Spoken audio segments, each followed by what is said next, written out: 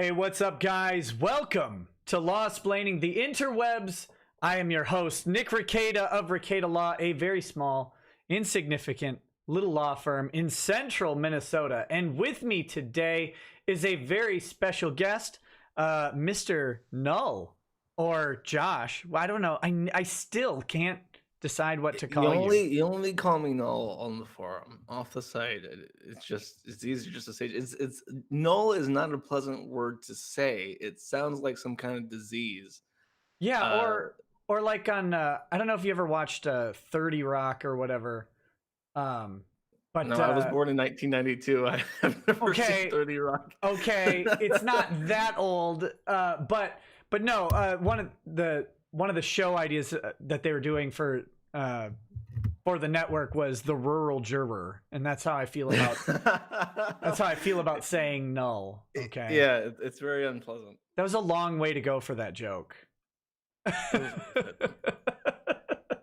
Or wasn't even a joke. It was more. Never mind. Anyway, so Null is with me. God, dang it, Josh is with me today to talk about. There are a couple. What? My Hangouts camera just froze up. I mean, apparently you can probably tell. Hold on. Let me see if I can fix that. Everything is broken. Are we doing prop comedy? Your webcam is more of an accessory, not something required. I don't. If it doesn't work, don't worry about it. I'll manage. I'll watch the stream, the replay of the stream. Well, it's not for you. Oh, it doesn't work for the Why stream. did it? Okay. It just decided my webcam didn't exist. That's great. Hold on. What the hell is happening? Did you unplug the USB port? No, I didn't. That's the amazing thing. It just stopped. Hold on. I've got it. This is gonna drive me crazy. Hold on. Just take a static picture of yourself and put it on the on the OBS. Well, I've got my logo, right? But my logo's there. Hold on. I'm gonna. God, son of a. Where's my? Okay. It's for the fans, says Nate. I'll read the chat while you're boomering around. I will I'll entertain the chat. Somebody said Native Vlog said it's for the fans. All these people, they don't come here for your insightful legalese. They come here specifically to see you and your shining face as a beacon of hope amongst the unwashed masses. You realize I didn't hear any of that because I was. Oh no, that was specifically the point. I said I'll entertain the chat as you're boomering around. So I've been talking to the chat. Your input on this is unnecessary. I'm actually infuriated right now. My webcam just shut off. Hold on, let me see if I can get it this way. How you doing? They say. I see many people asking about my current emotional status, and I'm pleased to say that I'm doing quite well, actually. Coming from a small insignificant law firm, talking to a small and insignificant forum host. It's very apropos. Just two innocuous bros. two motes, two specks floating about. I don't know what to do. I feel like I've been hacked. What the? Does the light come on when you plug it in? It turned off now, but that's actually to be expected. Let me restart this Hangout call. It won't do anything to the stream. Okay, I'll send you. Close your browser and reopen it. Would be my suggestion. Yeah, I'll send you a new link in just a second. Sorry. Okay, so just a second, guys. We're having technical difficulty down here on the show. How ridiculous! What? Oh my gosh! Hold on. What a disaster! What a disaster!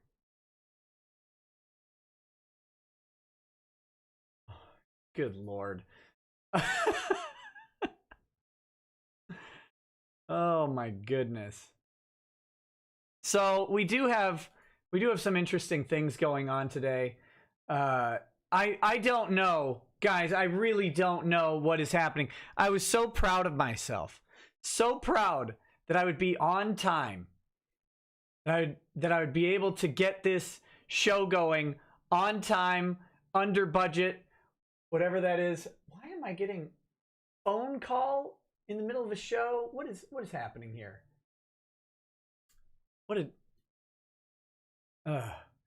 Okay. Let's see. No, this not... Oh, wait a minute. Leave. I'm gonna figure this out. Aha!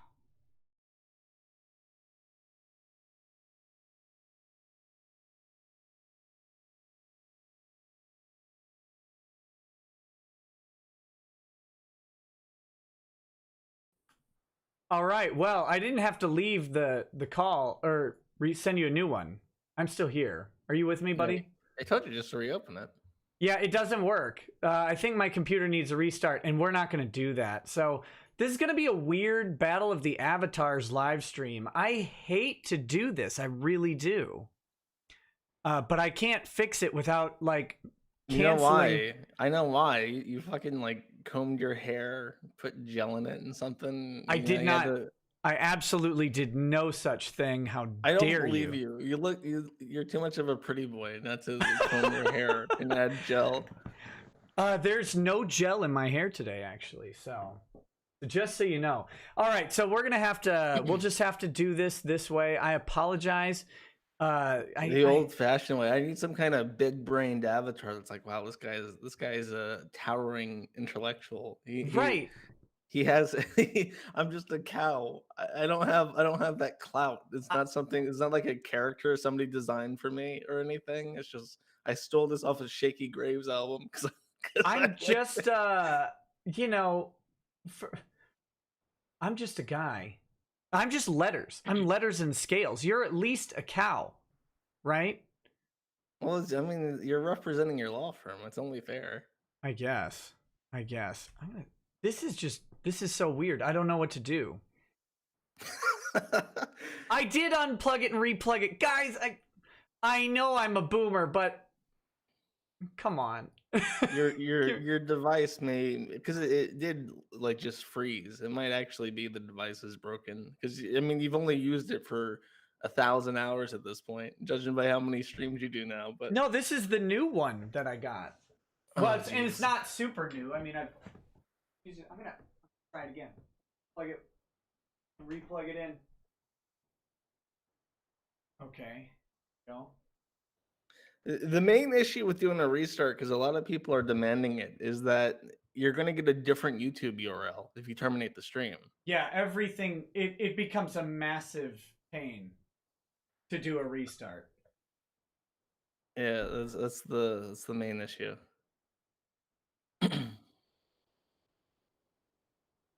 Trying a different USB port.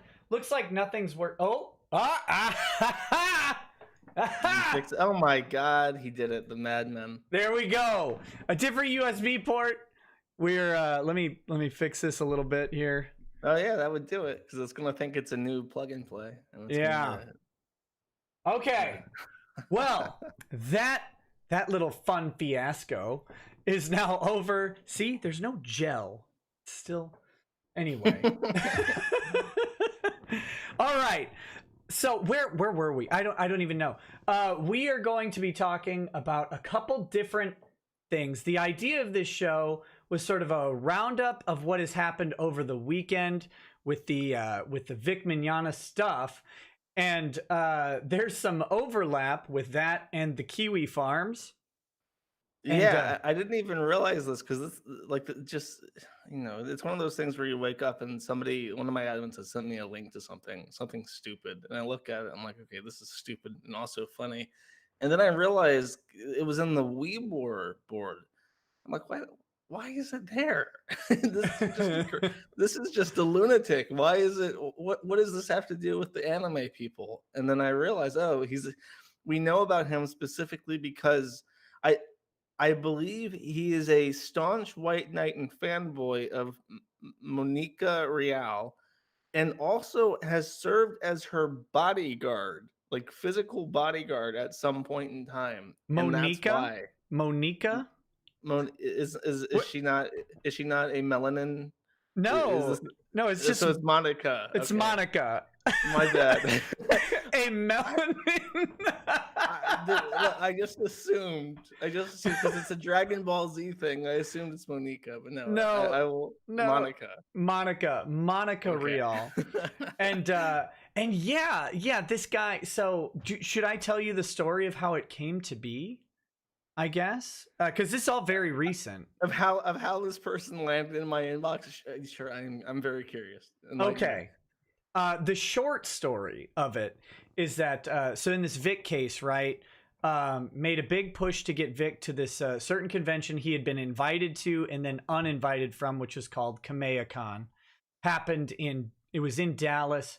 It was just in April that this convention happened, and I found out that there was actually a contract between Vic and KFA, and so I know. Wait a minute, you can't typically just say, nah, peace, we're not going to do the contract that was signed. And I found out that there was a legitimate signed contract that had occurred. And so, found out about it, started pushing for KFA to bring him back, made it pretty clear that not bringing him back would be a breach of contract, that they might not have known that would be an actual breach of contract. And this is in regards to a studio in Vic, right? No, a convention, like a fan get together. So okay, and Vic, yeah, and Vic Mignogna. Okay, so yeah, these voice actors don't make a ton of money on their studio work. Right. People were talking about that in the Puerto Rico thing that just happened. I was following that because I knew we have quite a few Puerto Rican users on the forum, and I've talked to some. You have men. We have people in every state in a lot of different countries who will go out of their way to like photograph people. We had multiple people go to the courthouse near Russell Greer to pull documents on him before they got entered online.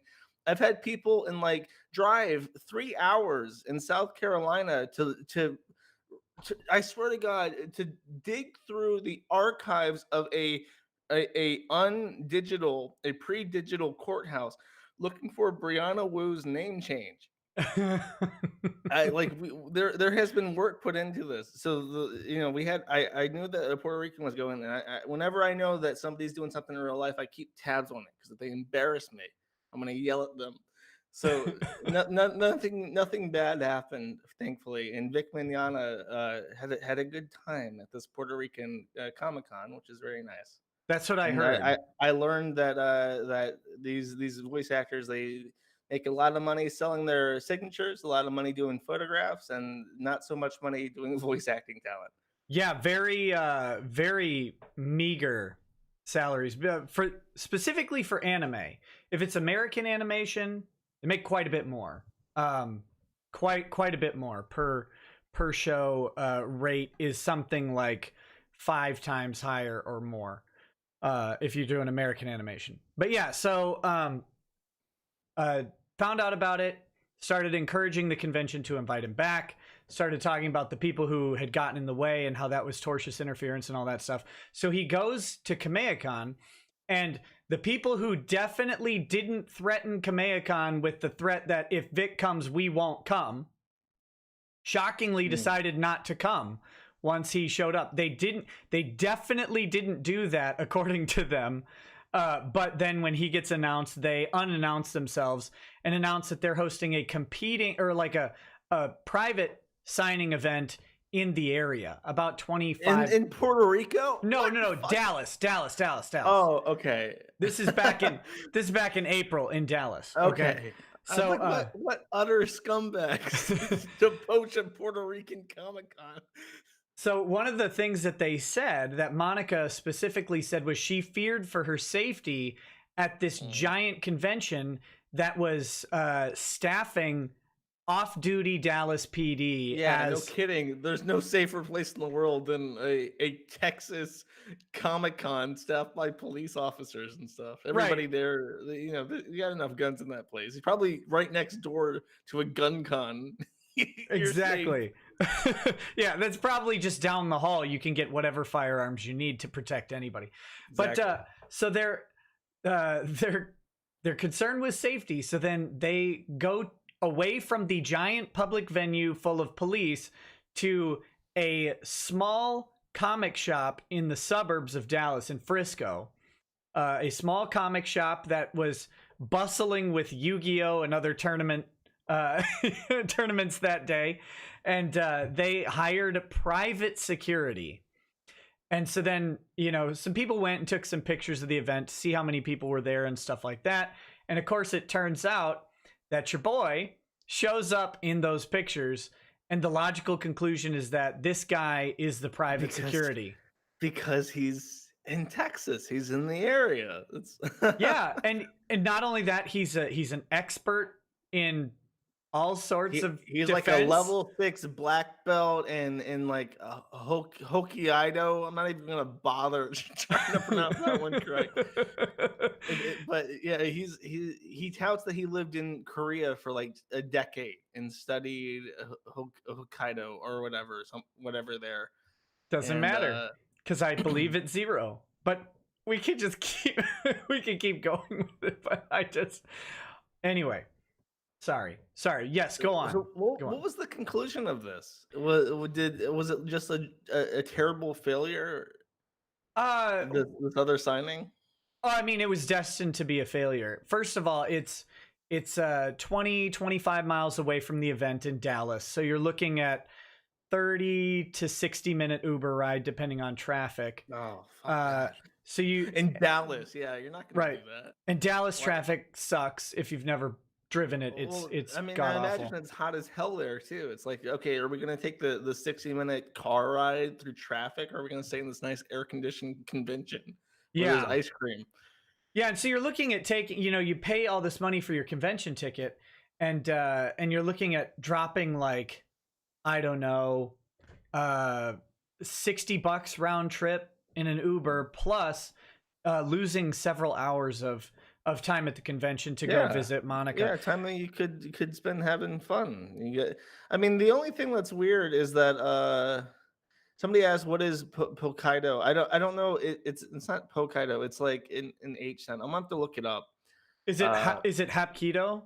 Yes. It's that's like the Hapkido, the Korean version of Aikido, which is and it involves like more limb breaks, I guess, is what I know about it. But that's probably a very slapdash description. Don't at me on it. I'm just thinking, okay, so they go to a card place and they set up shop there to compete, I guess, directly with this big Comic-Con, and it's like the only people that are gonna walk up or is gonna be like Yu-Gi-Oh players who are gonna pay money just for that interaction with a real woman who has somehow landed inside their card shop. And it's like, well, I guess I gotta take advantage of this. Don't say landed. That might imply that the card shop is now a crater. But I guess, do fat jokes still play? I never know. No, that was fine. You did okay. But no, so we got the numbers on it. She serviced about 90 fans. Of course, part of her agreement, it appears, was splitting off from Kamehacon because she actually had a non-compete in her contract. She wasn't allowed to do this without Kamehakon's permission, and Kamehacon apparently did endorse it. However, she offered anyone with a Kamehacon ticket a free autograph as opposed to making them spend the requisite like $40 or whatever. So that's even funnier. $40. Well, that's even funnier because then, she would have, if she had stayed at the convention, anybody who came up to her, she'd get like the full $40. Yeah. But instead, I mean, she screwed her. I mean, I was gonna say that before. The only people who really suffered as a result of this is the moral guardians of the convention who have decided to stifle themselves of their own income. Like, why would you do that? Exactly. It's just it was terribly it lacked foresight terribly. No idea, of course, how many were free fans versus how many people actually paid, or like how many Pokemon nerds turned around and paid to see the real Bulma in person. But there's that. So then it comes out that it's this guy is her security. It's the only guy that makes sense, because if you read the room, believe it or not, this is the most intimidating looking guy in the room, which is I saying mean, something. the thing is that at face value, he has some clout. Like, he looks like somebody who could possibly be in this, and I don't fully understand right now exactly how much of it is bullshit. But I will tell you what brought this guy specifically to my attention beyond Yes. just the bullshit legal stuff, and I'll get to that.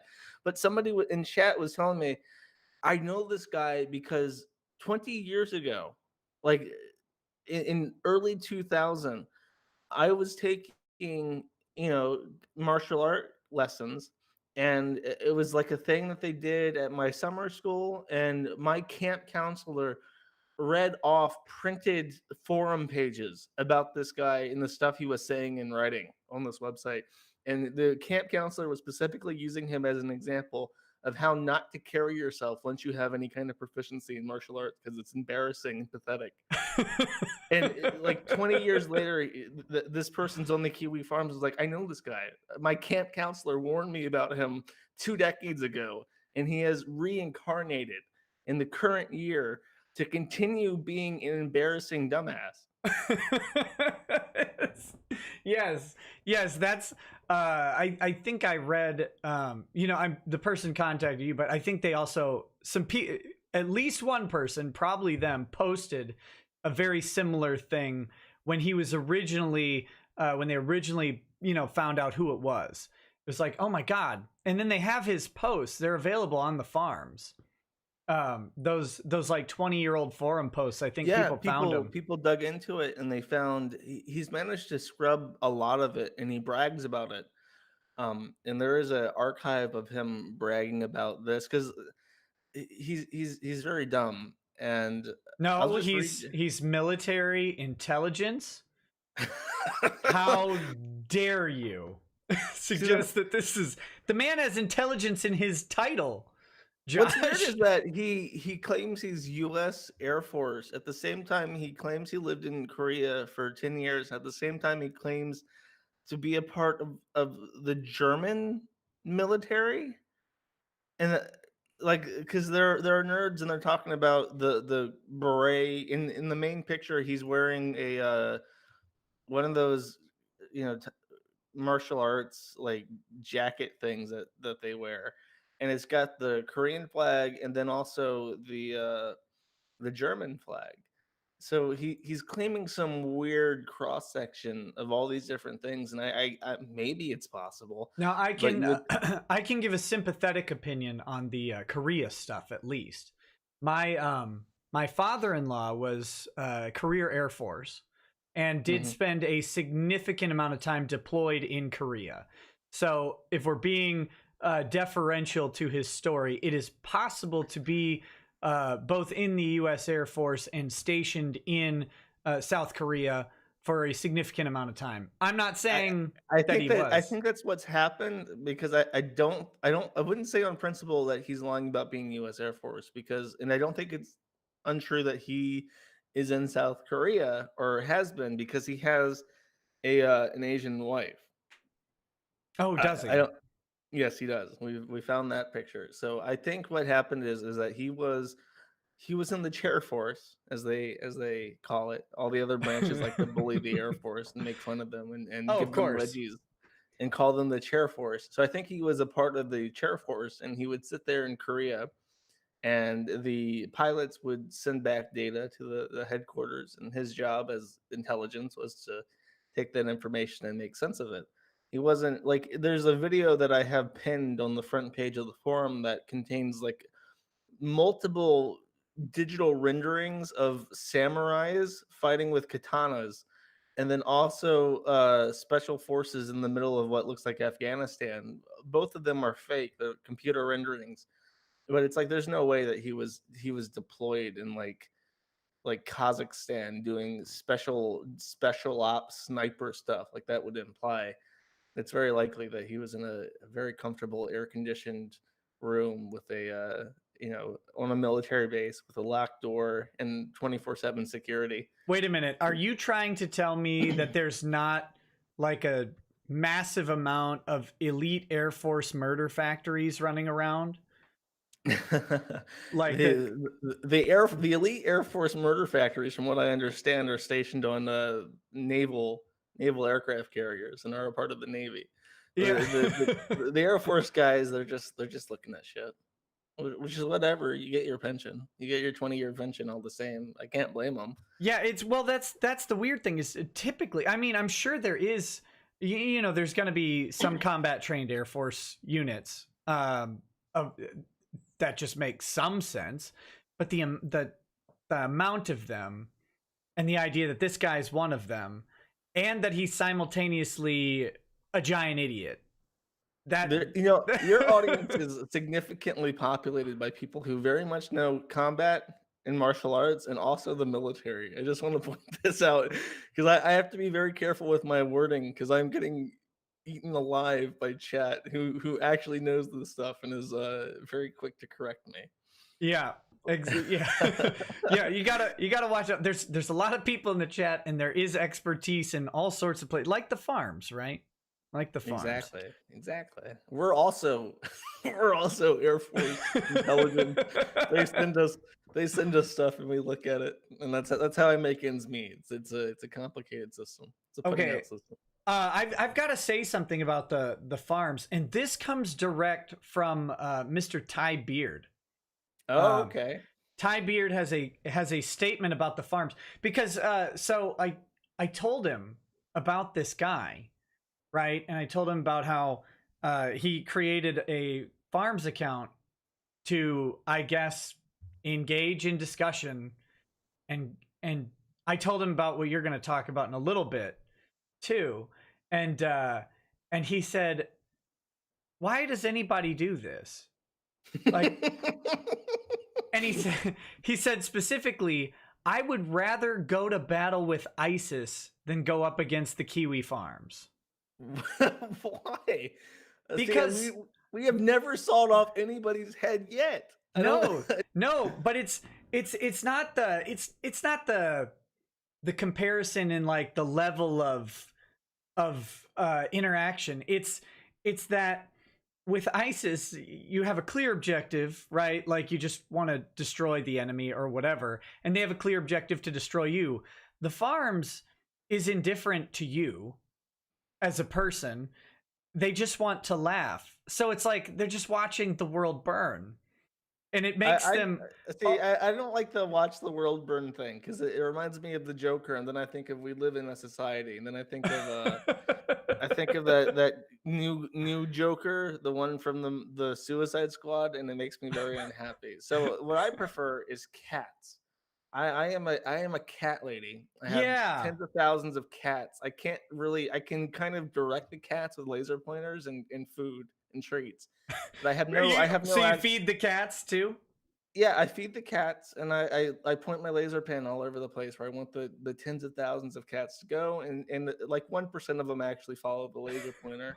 But I have no direct control over the cats.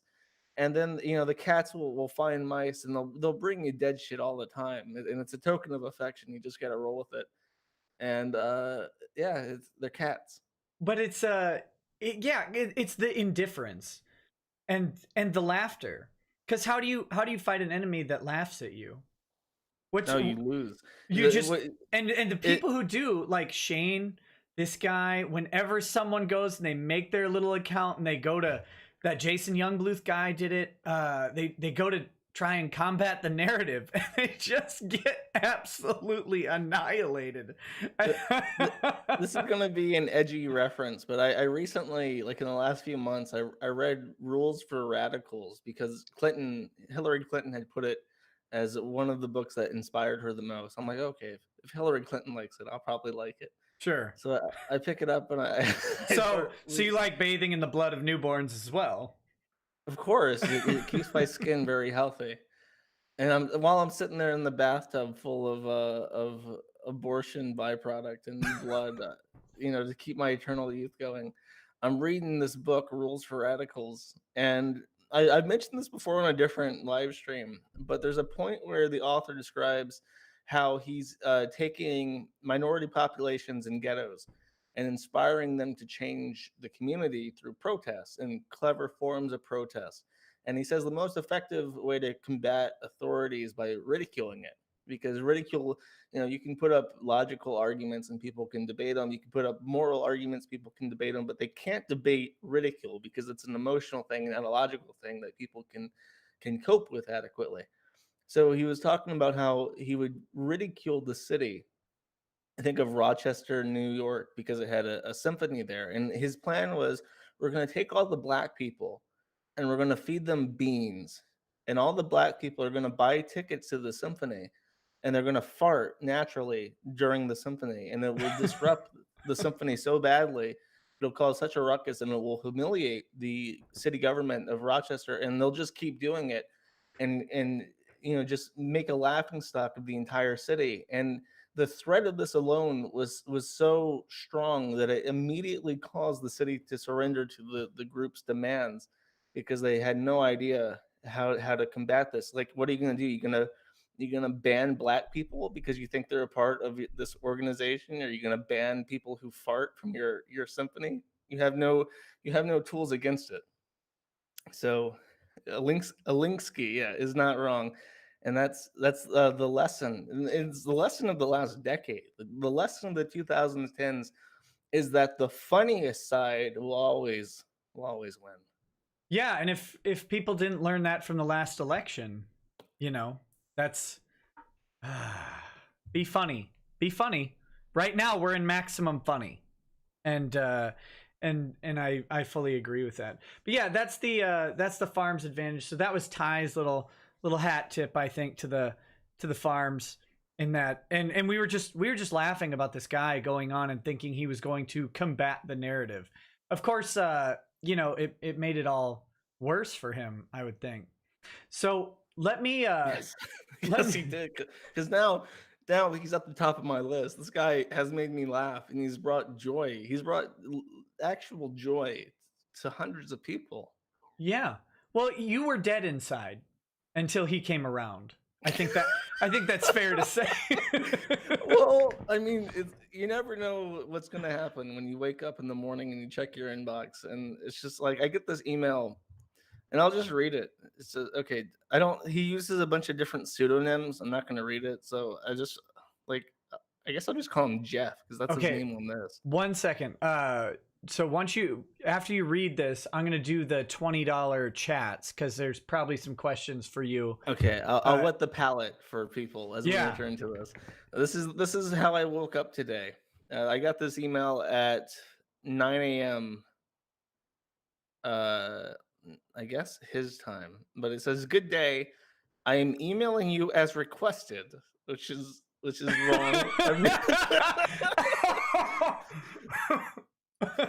Sorry. You can try to attack my through cyber means now, but it will only help my case. I will not open any return emails from you. I have attached my attorney's contact for your convenience. Contact him, not me, from this point. Sincerely, Jeff/Gottfried. And then it had contact information for a lawyer, to which I replied simply, "That's not how that works." But he'll never see it. He's got you. He's got you by the balls. It's a futile effort, because I've already been defeated by this. It's like chess. It's like they need to give this a name. It's the Gottfried opening. He's gonna email you, tell you to contact his attorney, and then not read any replies to your email. It's a perfect opening without any counter. What's the Japanese? It's like Oma wa me shinderu or whatever. I don't know. I probably butchered that. I'm not even gonna try. From Fist of the North Star, the "You're Already Dead." Oh, That's you're already. he. Should have just said that. I would have known what you meant. You Yeah, wouldn't but have had to try to speak it wasn't. Japanese. It wasn't Everything would for have worked out you. fine. It's for the chat. The chat knows. The chat The knows chat, exactly. who also knows Japanese, these Hokkaido Air Force members who also Here, speak here. It's Japanese. Omewa Mao Shinderu. Oh, I was close. Someone very good. put it in there. Anyway. Wait, Soye is responding to me on Twitter right now. Oh god, these people are they're so good. Josh, I don't know how I've lived my life. They're good to you. They treat you well. It's all that prayer. You've been keeping up with your prayers, and God said, I have a few idiots that I will cast aside out of my light for your benefit. Oh god. He's so, oh, he's such an idiot. Ron Toye. Ron Toye. All right, we're going to talk about that in a little bit. But for now, let me do the $20 chats and then make sure we hit those, any questions that do come in through those. Ryan Mercado says, under what at Victor Blood is saying, ABA, a voluntary bar association with zero powers, can dismiss a case at will over an Article 3 judge who exercises judicial powers of the United States. Well, no, he's citing the ABA model rules, which are similar to what the Texas rules are, but they're, again, anyone who's not a lawyer who cites to the model rules of professional conduct or even the specific rules of the state that they're in of professional conduct, because a similar rule does exist in Texas. We'll talk. I'm going to talk about this more. But anyone who's not a lawyer who cites those rules always forgets that the first rule is that a lawyer's primary role is to zealously advocate for their clients. And every other rule of professional conduct has to actually butt up against that first rule because it is so dang important for a lawyer to represent their client zealously that the court can't say, well, we want you to zealously represent your client, but not this way. They have to really, really limit that to clearly prejudicial or illegal things. So we're going to talk about that in a little bit. Well, here's the thing. If you need evidence that lawyers can get away with a lot and still be lawyers, like every member of the Westboro Baptist Church is a member of the bar. Yeah. Yeah. Like, and they are people who walk around saying God hates fags and fag troops and stuff. And it's like if the bar association really got rid of bigots, I'm not even, like, you're not even a bigot. But right. If it did, they would be the first ones gone. But they've been practicing law for decades. Let me just remind the audience in the back. Michael Avenatti still has a law license. Michael Avenatti is still licensed to practice law. He's awaiting all sorts of fun criminal charges, but he still has it, and he probably should have been disbarred before his criminal charges, based on some of his other conduct already. But he still has it. His representation is Stormy Daniels. She flat out said he sued Trump without me okaying it. And it cost her $280,000 in attorney's fees to Trump. And he's still got his license. That's crazy. It's crazy. I mean, if they took it, it would be a stink. Their hands are tied there. Yeah. Oh, yeah. Well, that's because it's his job, right? It's his job to zealously represent his client. And yeah, even if it's bullshit and he knows it's bullshit, like, what are you gonna do? Yeah. I guess you can turn it down, but if you take it, if you're not banging your clients and you're not stealing their money, honestly, if you're not doing those two things, is that really sexual misconduct can get you disbarred? If you are exchanging legal services for sex, okay, that's different. Yeah. So the recommended course of action is don't sleep with any clients unless the attorney-client relationship has been severed, or unless you were sleeping with them prior to an establishment of the attorney-client relation. Like, you obviously can defend your spouse, you obviously can defend your long-term boyfriend or girlfriend. That's okay. But if you start defending someone or representing them, and then you start sleeping with them, even if they're paying you, the bar's going to look at that and be like, wait a minute, this is a problem, because it looks like you're very leveraging. disfavorably. Yeah, because you have a lot of privileged information about that person, and then now you have leverage over them in the form of that's acquired. fair. That's fairer than anything that people try to get you disbarred for. Oh yeah, well, wait till my wife tries, I guess. Oh God. Ink Penification says, if Ron and Shane attempt to file a lawsuit towards me, they'll be in for a rude awakening. Consider it the legal equivalent of an airstrike followed up by Agent Orange. And last but not least, a Tsar Bomba, a huge nuke. Yes, I'm familiar with the Tsar Bomba. Let me just say, again, if Ron or Shane or anybody is wanting to file a lawsuit against me, my lawyer, Ty Beard, will accept service. So you know where to send it. I guess that would be up to you. I will tell you, it will not be a pleasant endeavor, and I hope you brought your checkbook.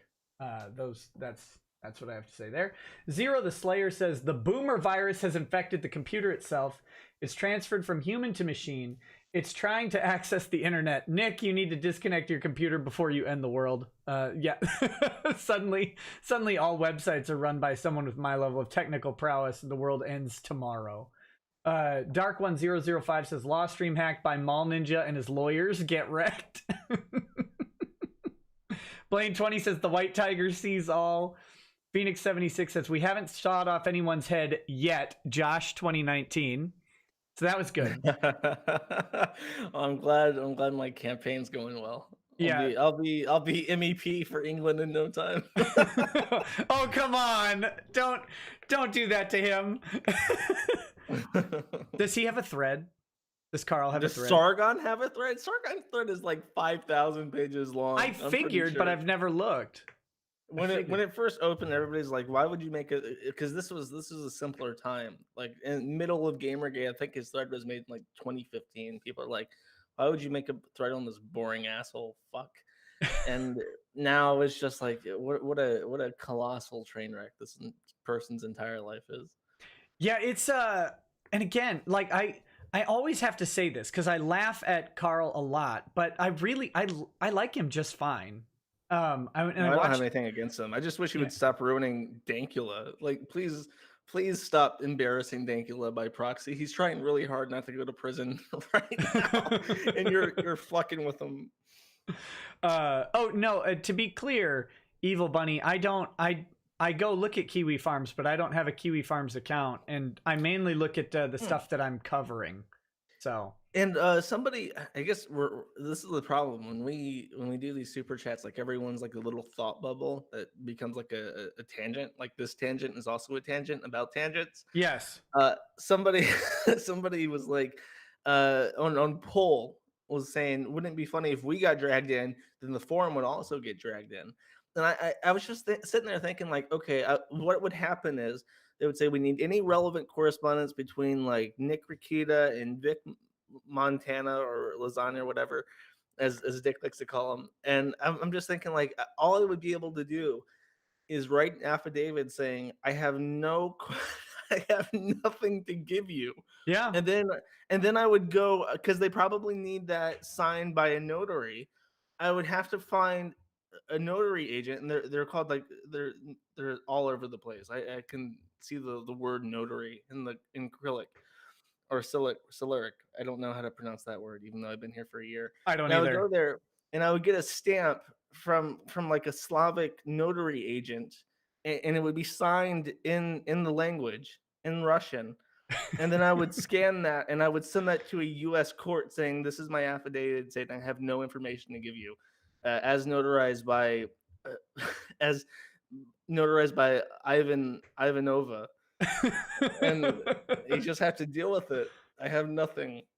With the like ring from the vodka bottle sitting on top of the paper for too long. It would just be like a little stain from some kind of shot glass.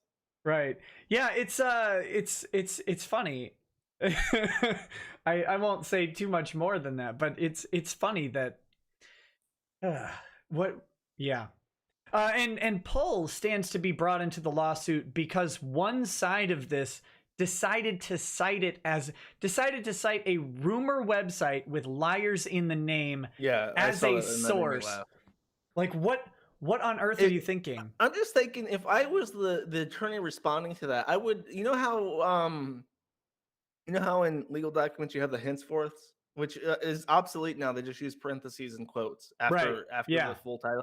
I would have to say Pretty Little Liar, users of prettyuglylittleliar.com, parentheses quote, little liars, in parentheses in quote, and then just refer to them as little liars throughout any reference to that. Because that's like, I mean, it's Yeah. not even wrong. It's not like it's a pejorative being created to intentionally make these people look more obtuse than they actually are. Like that is a fair name to give them as a henceforth in that document, and it's the perfect kind of, as Scott Adams would say, linguistic kill shot, because it's how do Yeah. you trust the little liars? It's devastating. It's a devastatingly stupid citation. And the best part is the poll should be upset, or we'll just call them pretty liars or whatever, or little liars. I think you said. We'll just call them little liars. Henceforth, little liars. Little liars. They should be upset because right now, the Beard can write a subpoena and get all of their IP addresses and email register and any other registration information that they have. He can make that request legitimately to little liars, and the option would be to either comply or nuke the website and disappear. Like that's or hire a lawyer to fight the court order. Right, and good luck fighting that court order, because you have, according to one of the parties, information that they believe to be relevant. He could certainly write that subpoena tomorrow and file it, or and send it to them, and they would be compelled by court order to produce that information. So, little liars, if you think Soye and Monica and Casey Eric are your allies, they just knowingly sabotaged your entire site. They knowingly provided the avenue to dox all of you in a legal document that will be public. Like, I don't know that that'll happen, but they did it. And no one has cited the Kiwi Farms as evidence. Kiwi Farms doesn't have any information that is not that's private, as far as I can tell. Everything is reflecting on the public record, but Pretty Ugly Little Liars is apparently the source document of several allegations that by relevant parties. Yeah, that the defending parties have relied on to make their claims. So what you have to do in a defamation case to prove truth of a statement is you have to get the party that said it to prove the truth. So you will have to dox the person. They will have to sign an affidavit, because they will have to authenticate the statement as from them and true, and assert the truthfulness of it, and be subject to cross. Be able to prove that the user on that site is the person that they claim is making that claim. Exactly. And if they can't anything find on them, the forum that Ty would want to use for his document, he can follow the crumbs and never have to actually cite the Kiwi Farms in the claim, in the filing, because he has the source, he has the archive. And he can just cite the archive. It was absolutely ridiculous of them to do that. I mean, absolutely downright stupid. They could have done them, it was content, because it's good for the numbers. It's good for drawing people in. Come visit our site from CGL. All of the cosplay thoughts on 4chan. Come visit Pull, because we have the voice actor from Bulma. The hugest draw in the world. The gravity's astounding.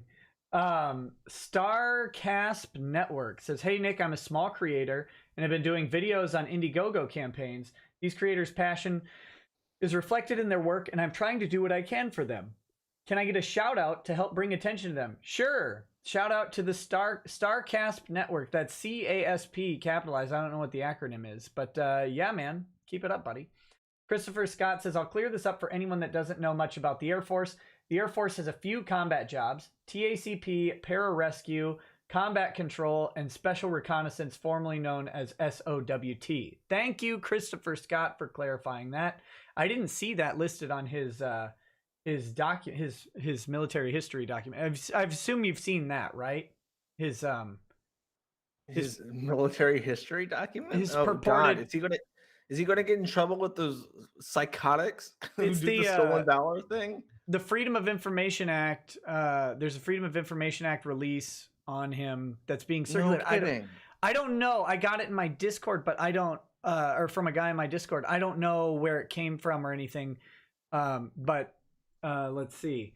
Just gonna go ahead and it doesn't have any of that listed.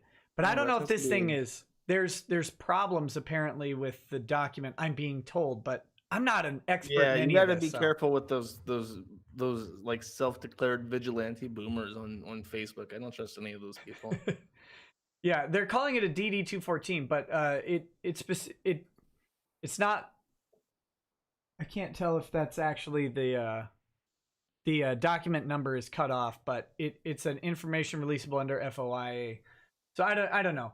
I'll let that matriculate on its own because I can't verify anything in it, and I don't want to do that. And the person who sent it to me says there's problems with this document. So, and it wasn't suggesting that there are problems with the guy. It was more there are problems with what's on the document. So it could be a forgery or something. You know, we don't know. Mythos Irving says, be funny, but not Funimation. Funny as in Funimation. They are being sued. And then Blaine 20 says, Bill Thornton had a case where they couldn't accuse the cops of kidnapping the lady, so they labeled them as kidnappers in the brief. That roasted their hides. Yeah, you can do stuff like that if you're careful with it. But yeah, so this guy, are you talking about his lawyer at all yet, or no? No, I've only read that he included contact information for a lawyer. Yeah. So at that point, I mentioned I might do this. I did actually do it. I went to that website and I went ahead and sent an email to him saying that this person claims to have attorney-client privilege with you because he's saying that you're his lawyer. But then in his reply, he does a reply, even though he said he will not even open any email. Maybe he didn't open it and just replied to it without looking at it. He says, I'll let my lawyers handle it. I am not a lawyer. I have an appointment with them because of my special circumstance. I don't think you are aware of all the details. I am sure that you are not a lawyer that has dealt with a military veteran with a security clearance. The rules change when there are extenuating circumstances. We'll see what happens. Hang tight. Let me just say a couple things. So I looked up the lawyer too. I won't release who it is until you do, or anything like that. But I have a feeling that this guy is. I'm never going to hear about this guy again. Yeah, because this guy might not be involved with him at all, and people should, we don't want anybody to like go hassle this random lawyer. But the guy that you showed me anyway is definitely not an attorney with like a security clearance. 100%. I would bet so much money that guy is not a lawyer with a security clearance that would be qualified to deal with someone from military intelligence and have any sort of like, he's just a guy. He's just a lawyer, like a personal injury guy. The thing is that his claim is that it's a criminal offense to publish docs of a member of the federal government that has certain protections, which I know is a thing. And I know that, like, for instance, my mom, when she did real estate, she couldn't, if a house was listed and it did not list the owner on the portal, she knew immediately it was like a cop or a judge or something, because that information is hidden for security reasons. But it's like, okay, if it's an issue of national security, as he alleges it is, I imagine what happens is I just get an email from the State Department saying this has to be deleted as it's an issue of national security.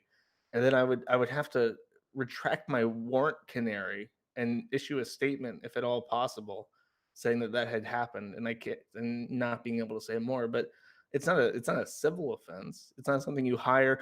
It's not something you hire a dog bite lawyer for. That's what I'm getting at. An which insurance chasing dog bite lawyer. I mean, that's yeah, insurance chasing. That was a when you said that it clicked because the guy his like, okay, if you've been injured by a vehicle or by this or by that or by this or a dog, then contact me. And the guy, I'm not going to make fun of him because his website was quite nice, but it was very obvious he's like in his early 30s. He's not somebody yeah. who's been doing this for 30 years. No, he looks like a guy I mean, he's an independent practitioner. He's working. I got no, that's why I don't want to talk about his name unless it's like actually confirmed that he's representing the guy and stuff. Because this guy could have just pulled up any lawyer, gotten a consultation with them, and thrown him in the email at you. But he looks like a guy who does, you know, just fine, respectable legal work. I mean, there's no shame going after insurance companies for money for people who need No, it. it's a paycheck. It's a Yeah. good paycheck because Oh, insurance companies make, they pay out settlements usually very often, and you get a well, third of it. I'll tell you a personal anecdote I had with this is that when I lived in New York, I had a roommate who was Puerto Rican, strangely enough, and he rode his bike everywhere, and he got fucking hit. He got hit bad, and it was only by the grace of our Lord and Savior Jesus Christ that he did not break his neck, because if it had been an inch different, he would have been crippled horribly.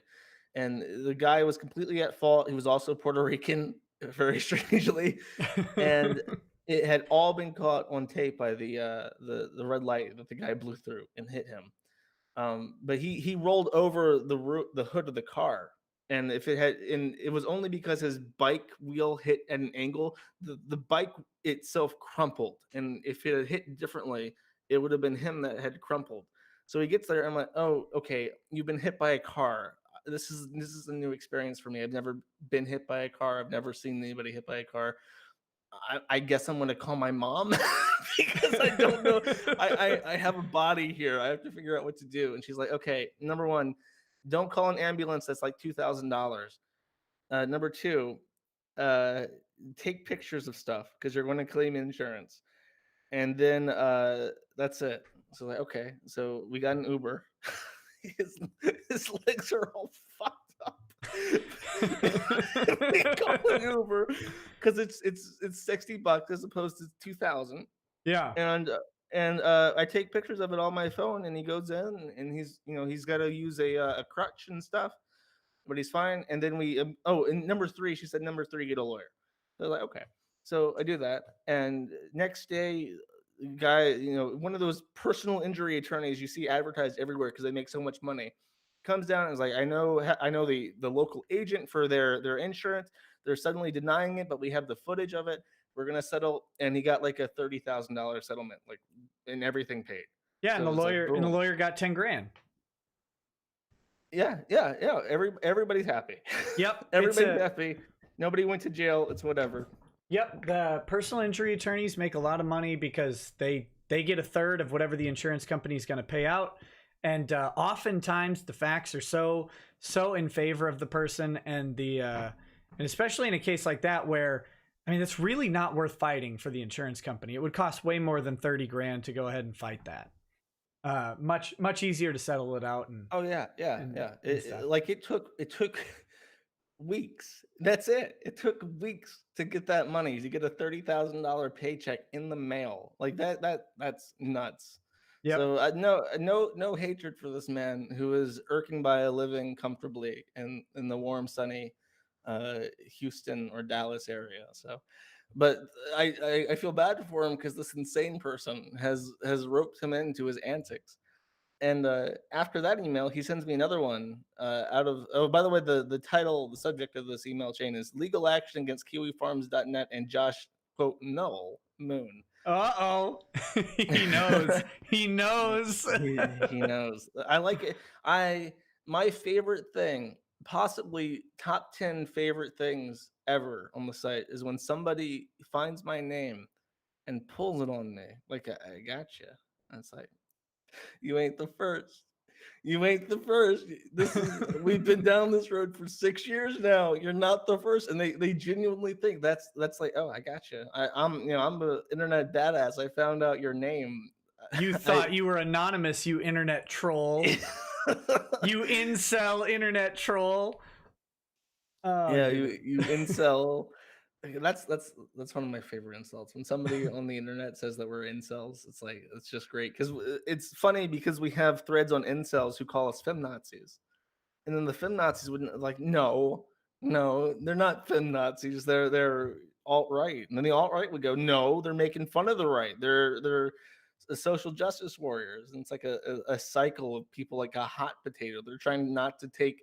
It's like a Maury Povich show where they're trying, like 5 different men are trying to figure out who made this retard baby, and they're all trying not to take credit for it. Oh my god. But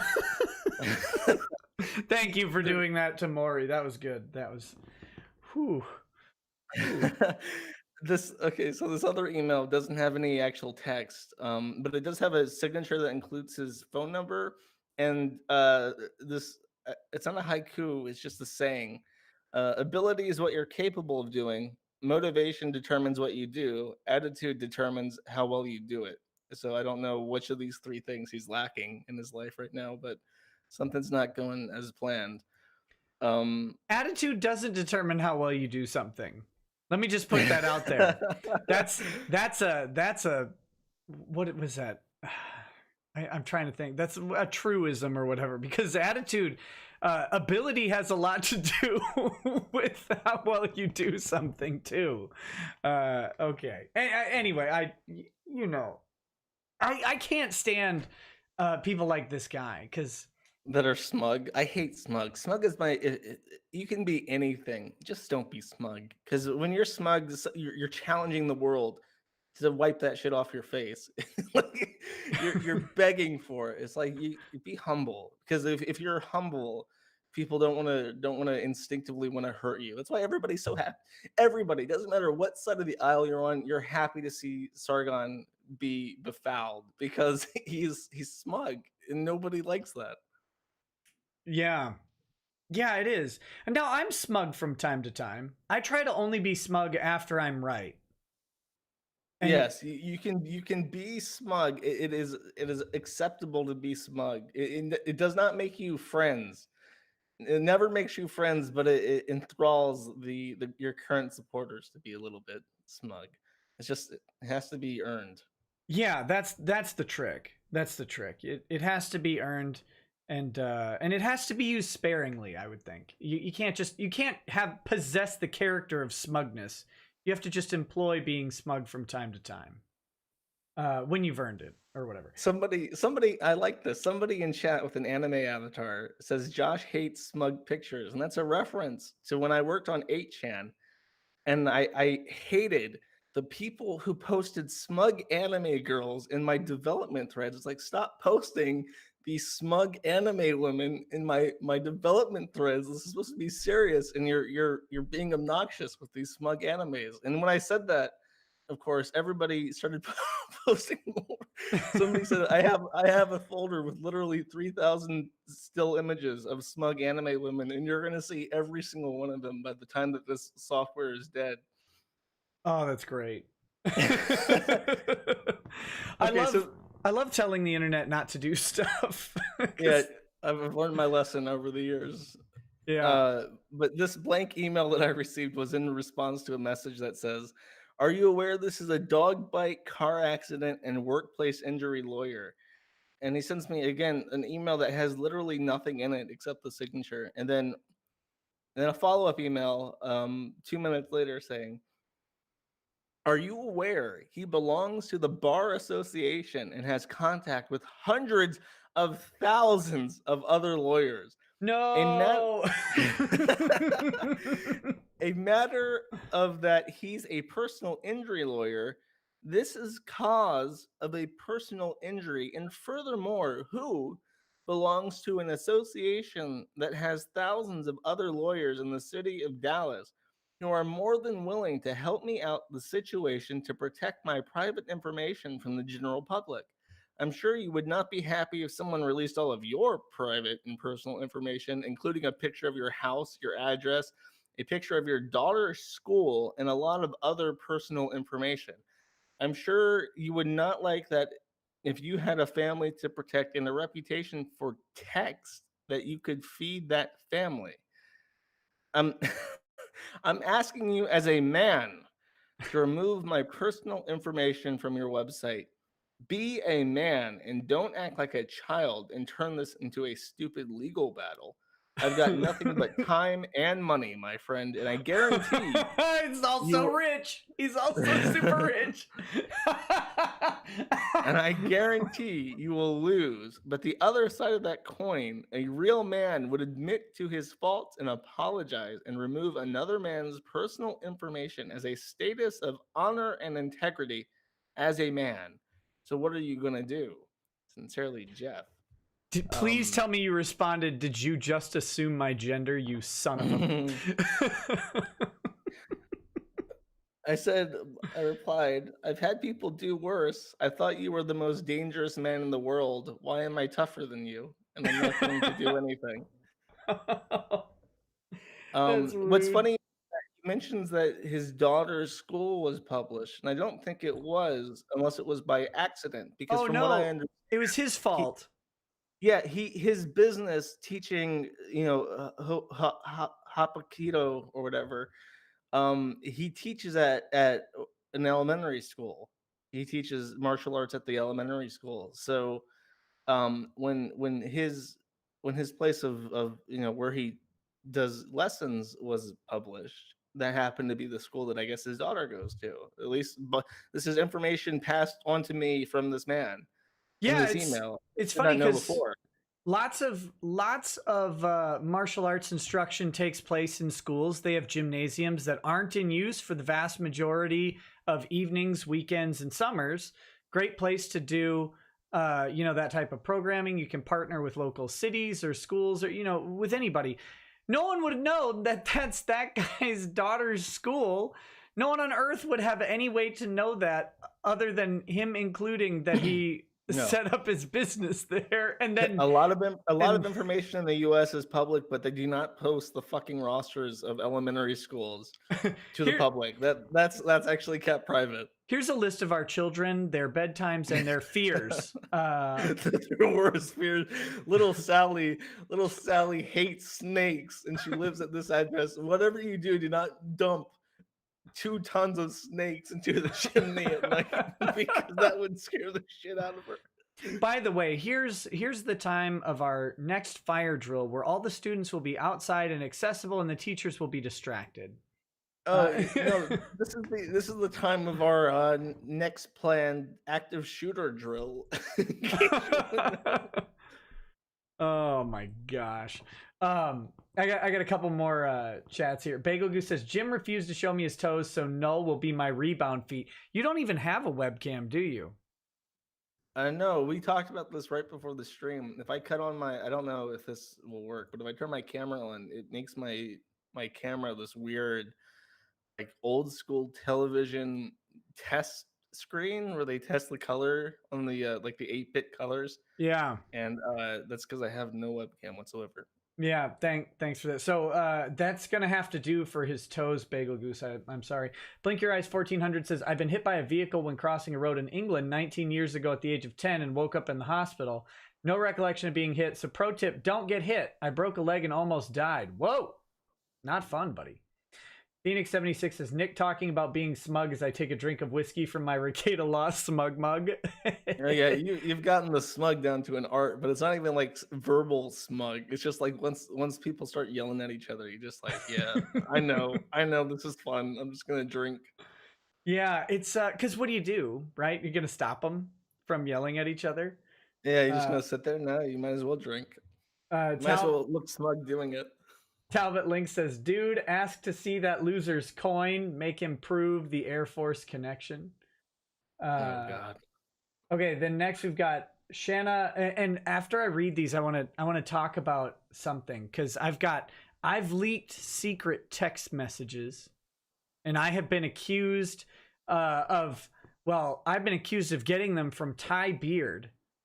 And I've been accused, and people have suggested that that will get the case dismissed if Ty Beard were to give me those texts. So I got to put these rumors to rest. They're very serious, and I'm going to do a source reveal on the text messages. I'm gonna talk about where I got them in just a second. So Shanna Wansho says, Ara, I heard you love Bukaki, Rakeda-san. A Bukaki of money. You weren't late and gay tonight, just a boomer. Bukiyona Ito. Don't say, sorry, but I couldn't help myself. Thanks. I won't say that. I won't say that. Declare High says, Null is great. I missed the Kiwi Farm stream replays on YouTube. Where do I catch them now? Yeah. My headquarters for dodging bans is maddattheinternet.com. Right. And I have a link to my BitChute page where I try to keep archives of everything.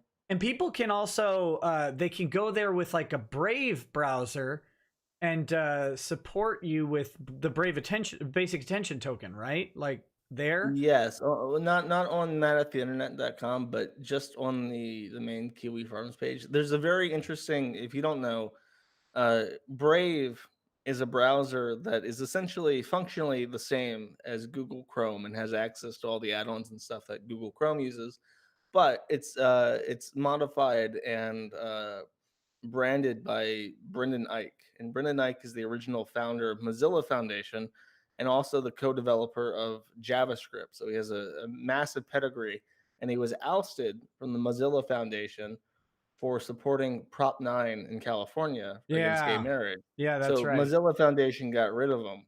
And ever since then, Mozilla has just been a tremendous failure and has been constantly losing market share to Google because it's just better than Firefox in every way. And there's been a recent fiasco where they let a certificate expire and every Firefox extension in the entire world deactivated at once because they were idiots and didn't keep up with the clerical aspects of their browser. So if you don't want to use Google botnet, but you do want to switch off of Firefox and Chrome to a browser that's made by a guy that probably actually gives a shit, Brave is very good, and it is tied into cryptocurrency stuff. So if you're looking to get into that as well, Brave is a good excuse to do it. So I shill it as strongly as I can because from what I've seen, just from what I've managed to collect from people who have voluntarily switched over to Brave, the system works phenomenally, and the financial support from Brave users is it's like a healing salve on a burn wound. It just feels great. Yeah, and it's cool because just by going to the website and spending time browsing websites or browsing the website and reading the forums, you actually get to support the content that you like to consume. So it's like what you do is you set a budget. So instead of having ads in your face, wasting your time, it has like a built-in ad blocker. And then through their proprietary thing, it's like, okay, you buy, however much Brave you want from their system. And then it'll look at your time spent on different websites. And based on your settings, it'll allot to those sites, if they're on the publishing system, a fraction of your amount. So if you say, I want to spend $10 a month supporting websites I visit, it'll look at, okay, you spent, like a week straight watching the Plinkett reviews, and you spent 12 hours on the Kiwi Farm. So we're going to spend, 80% of that to the Red Letter Media guys because it recognizes YouTube channels as well. Yep. And then the other 20% to the Kiwi Farms. And I just love it. And I can't wait to see what else he does. Yeah. So then the follow-up to that was, where did it go? Also, Arch Warhammer is really good on 40k lore and fighting against feminine incursions into Warhammer tabletop. When are you going to get him on? I tried to get him on for the 40k stream, but the time for him, it's like 5 a.m. his time when I start the show, so it was a little rough. But I'm working on something with Arch, or I shouldn't say I'm working on getting Arch on the show at a time that would be better for him to do that. So just so you know, I have had contact with him, and he did say that, or he did seem to express a little bit of interest in being on at some point. Siren Jag says, I, Nick Ricada, hereby promise that I will give free cuddles to anyone annoyed by the Game of Thrones finale for the next 24 hours. Just knock on my safe door. When I answer, say, I'm going to have to eat every effing chicken in this room. Okay, I guess. And then Tennessee Marine, hey, thanks, buddy. He says, be good, homie. Back at you, man. I might actually be back in Knoxville around in late August. I'll let you know. I'll let you know, man. I'd love to grab a drink with you and catch up, but I'm trying. I'm trying to get that arranged. So hopefully things are going well for you, dude. And then finally, Austin Heartless says, source reveal. That's better than a toe reveal. Now let me do this. I guess let me do this source reveal if you don't mind, Josh. So I released some text messages from Ron Toye, Monica Rial's fiance. By the way, as a frequent observer of people that you are, an aficionado, if you will, how long should an engagement last? An engagement? An engagement to be married. Well, I've never been married, but the way I picture it in my head is like, okay, you decide that you want to get married, and then the only thing that happens after that is the legal side, maybe a celebration if you're into that, right? Yeah. So it's like, okay, when can we conceivably plan this event? And it would probably be at most a year. At most a year. So 4.5 to 5 years might be a bit of a stretch. 4.5 years. That's like longer than most relationships. That's longer than most marriages nowadays. Yeah, so I call them the perpetually unmarried. Why would they not just get married? I don't know. All you're doing is signing a piece of paper. Yeah, I don't know. I'm sure they have a very good reason for it. But anyway, so Monica Rial's fiance is a guy named Ron Toye. He's not apparently affiliated with anime of any kind. He's a mortgage guy. But he sent some text messages to Kamea-con.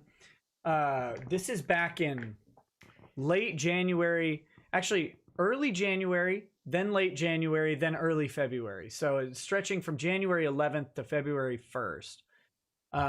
Text messages back and forth with them about, at first, about his mortgage group sponsoring, it's a mortgage franchise of a larger company, but sponsoring the convention. So they get some advertisement to all these weebs who are going there and who might want to buy a house, right? Like that's the idea.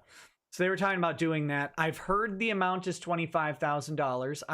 I don't know for sure. I can't 100% verify that, but my source on that is very, very good. But I've heard the amount's about $25,000 for the sponsorship. So he's offering that. Then the Vic stuff happens. And then he basically says, well, I don't know if we can actually sponsor it if you're going to have Vic there. And so that starts to smell like tortious interference. And then he says, actually, Monica's not going to be able to come if Vic's there because or I don't know if he said that explicitly in this string of text.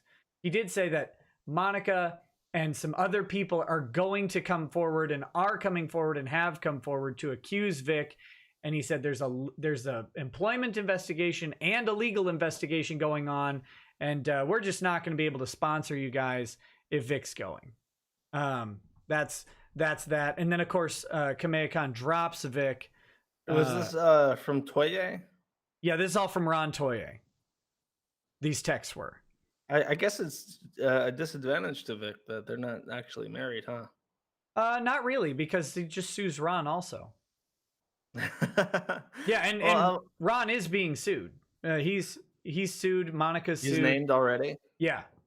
Yep. Because I'm just thinking of how when the crazy Jewish people from the hills of Virginia started filing all that crap in the poor rural court system, the rural juror. yeah. I'm just thinking like, because at some point he explicitly says that his intent with the lawsuit is to make money, and that's why they're filing it, and it has nothing to do with like justice or anything, or that they actually feel that they've been wronged. And I'm like, surely if she sues me and they're married and he says that, him saying that represents her lawsuit. Like, surely. Possibly. Yeah. Yeah. I mean, it could. But here, the problem with married people is you can't force them to testify against each other. Right. Whereas unmarried people, you actually can. So that's an interesting conundrum for them. Okay, I wanted to ask you about this. I did not know that you could force somebody. Like, it never clicked in my head. You could force somebody to testify. Oh yeah. That when I was heard, like, wait, somebody can force me to go to a court to tell a story I don't want to tell, like legally back that up, make me go someplace and talk. I don't like really. It's not always the best plan, right? Like, yeah, no kidding. If you, if they have me to a courtroom, so you typically don't want to do that to someone who has favorable information for you. You don't want to force them to come in, because if you force them to come in, they're going to phrase things in a way that'll harm you. Something will go bad. Even their attitude will make the jury uncomfortable. Yeah, because what's his face? Greer threatened.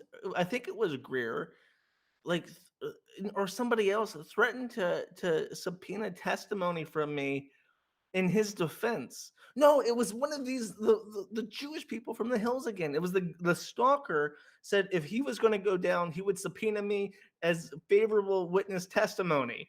And I'm like, I would just go there and I would say every horrible thing I could about you. And it was just like, I don't care. Right. And that's the risk. That's the risk of trying to force someone to give testimony for your side. I just want to drag you to a courtroom in the middle of the hills in Virginia because I hate you. So anyway, so I released these text messages.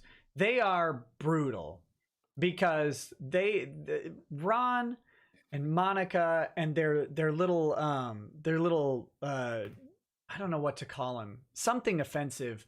Shane Holmberg, who also decided to make a Kiwi Farms thread, or Kiwi Farms account, and talk about his thread, and just said a bunch of really just... Which I always recommend. If you ever want to come visit the forum and make a defense, go ahead. Yeah, it's a good plan. He did it. He executed it masterfully. Really showed everybody on Kiwi Farms what was up. So he's their little lick spittle. We'll use that word, a lick spittle. It just sounds nasty. It is. It's disgusting. It means you lick up their saliva, right? Yeah. So he's their little lick spittle. That's where he gets his daily soy intake. And he comes out and says that when I first revealed that they did this, he comes out and says that I'm lying, that I could never prove it, blah, blah, blah. They all say the same thing. This never happened, all this stuff. And of course, so then just a little bit ago, I produced the text messages.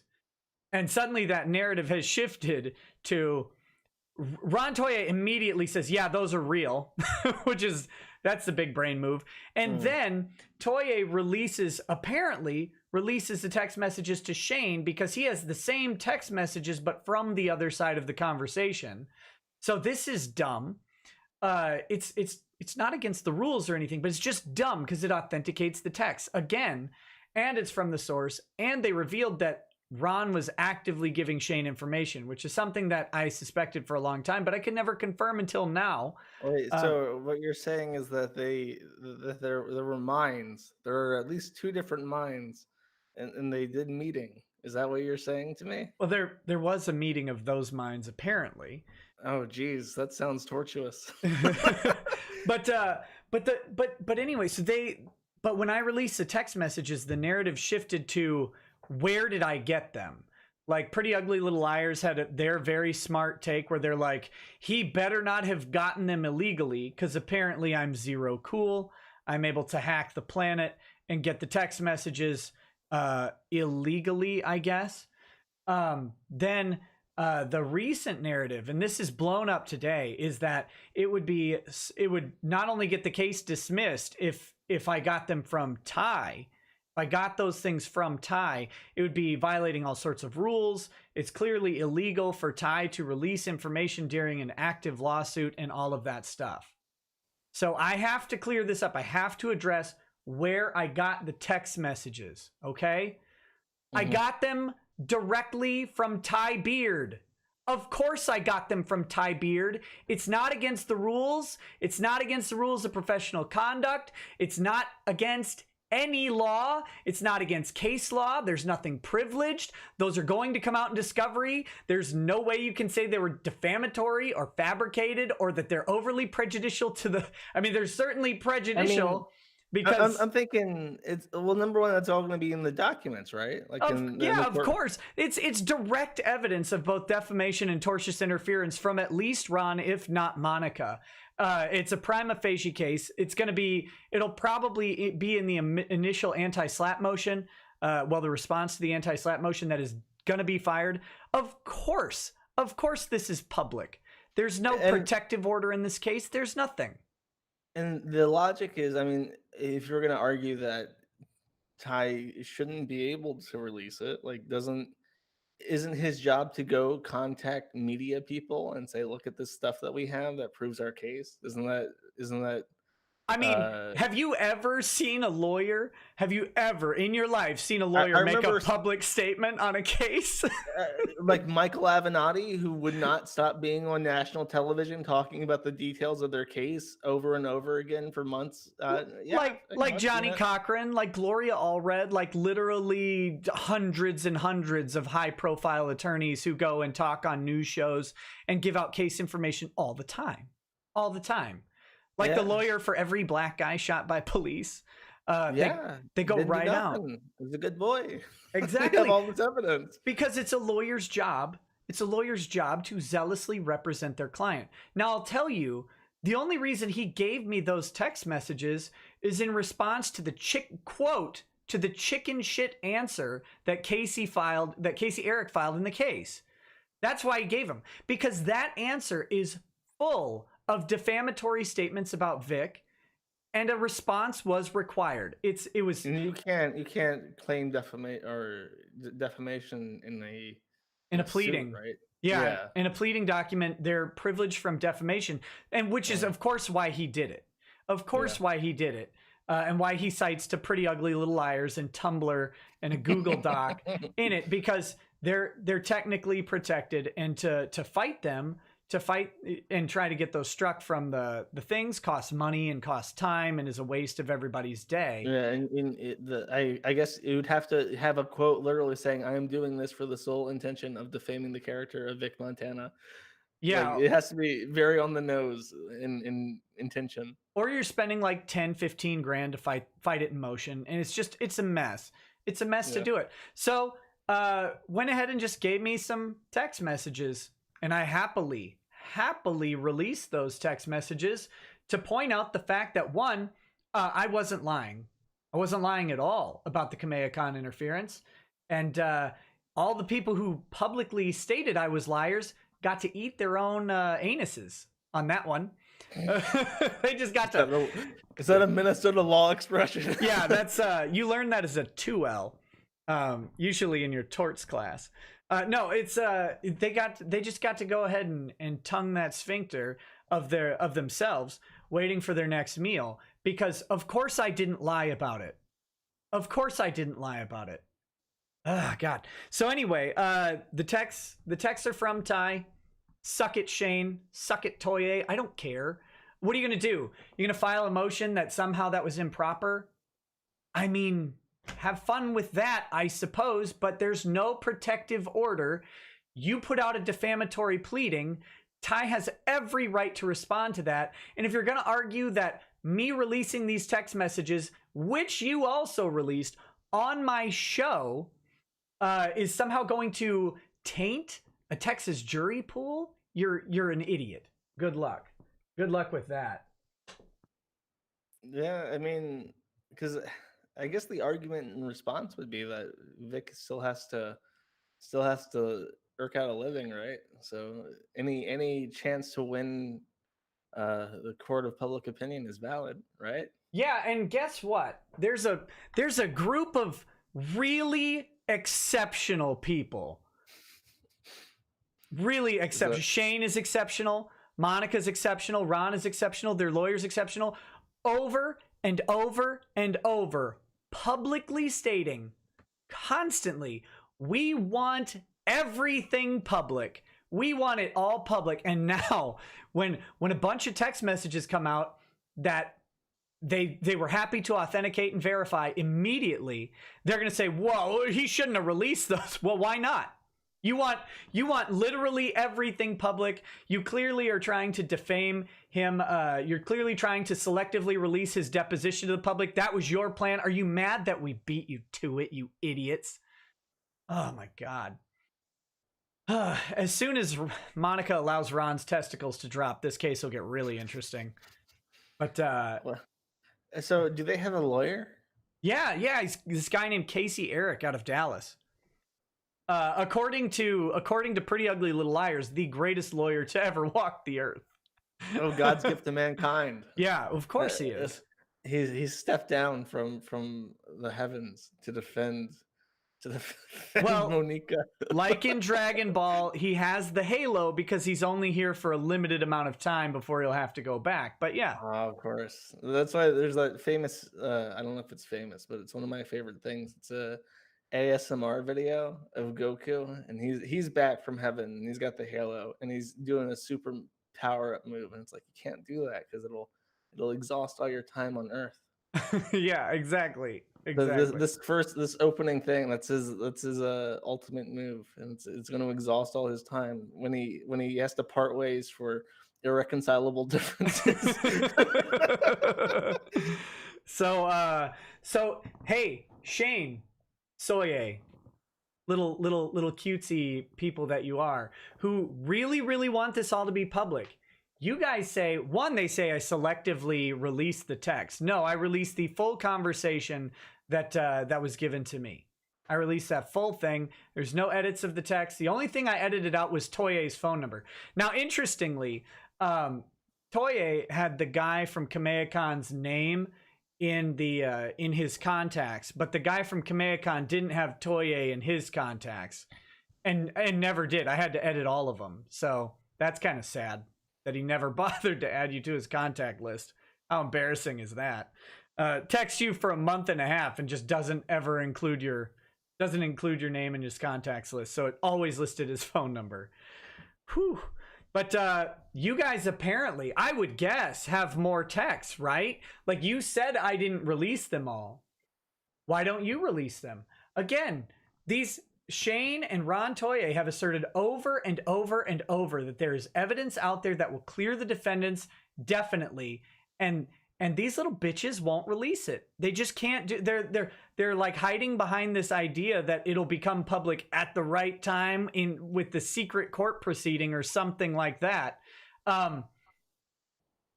Why are you lying about this? Why are you lying to Pretty Ugly Little Liars? Why are you lying to every single person on Twitter? You have the texts. You could release them and put Vic's entire case down. You could save yourself tens of thousands of dollars, maybe even $100,000 if you went ahead and just released the text, but you're going to hold on to them on some sort of honor. You've already released information about this case publicly. There's nothing preventing you from doing it more. You're clearly willing to give it to your little lickspittle Shane, or as a friend of mine calls him, your gimp Shane, and have him release stuff. Why hold back on this critical evidence? You've had critical evidence the entire time. You've refused to release, and you're gonna release it as a gotcha in a court document. You know it's gonna come out months before it goes to court. There's no surprise on your evidence. So why not just put it out? I dare you. I dare you. I double dog dare you to release those, as Shane would call them, exculpatory. He said I refused to release exculpatory evidence. Okay, sure. That's criminal stuff. But go ahead and release your exculpatory texts, and go ahead and prove to the world that I'm just a lying grifter. rather than someone who is manhandling and pimp slapping you back and forth across the internet every single day. How embarrassing your social media presence has become, all of you. Go back to your little hug box and eat your own fluids. God, these people.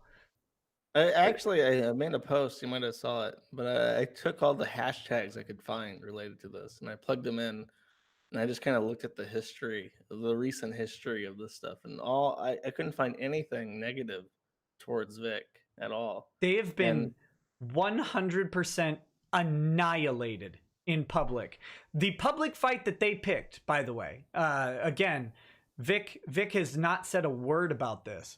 They picked a public fight with someone who has stayed off, and then people like me, people like his fans, people like some of the other YouTubers like Hero Hey, Flash, and Umbrella Guy decided that Vic needed a voice, and so we started speaking out.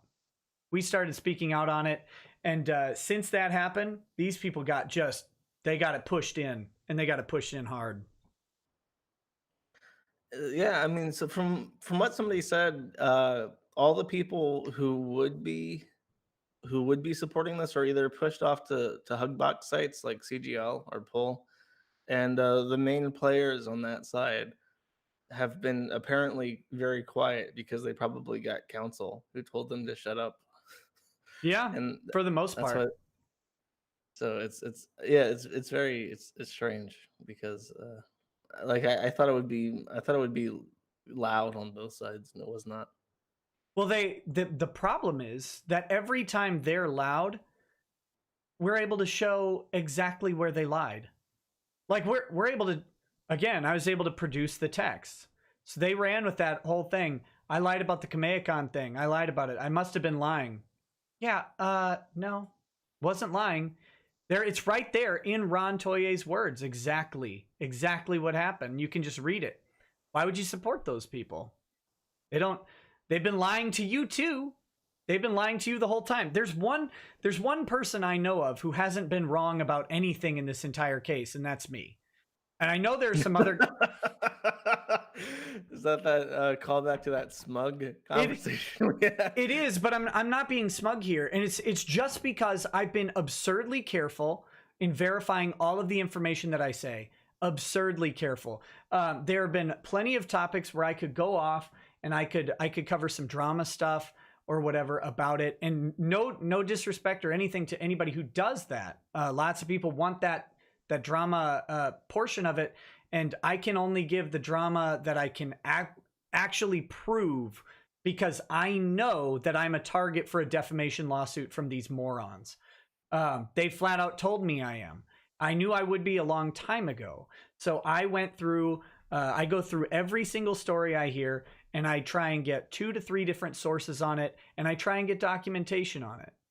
So it's always, I say what I can prove. So if I'm wrong about something, one of my sources would be, well, probably multiple of my sources would be very wrong on an issue, and I'd be very, very surprised.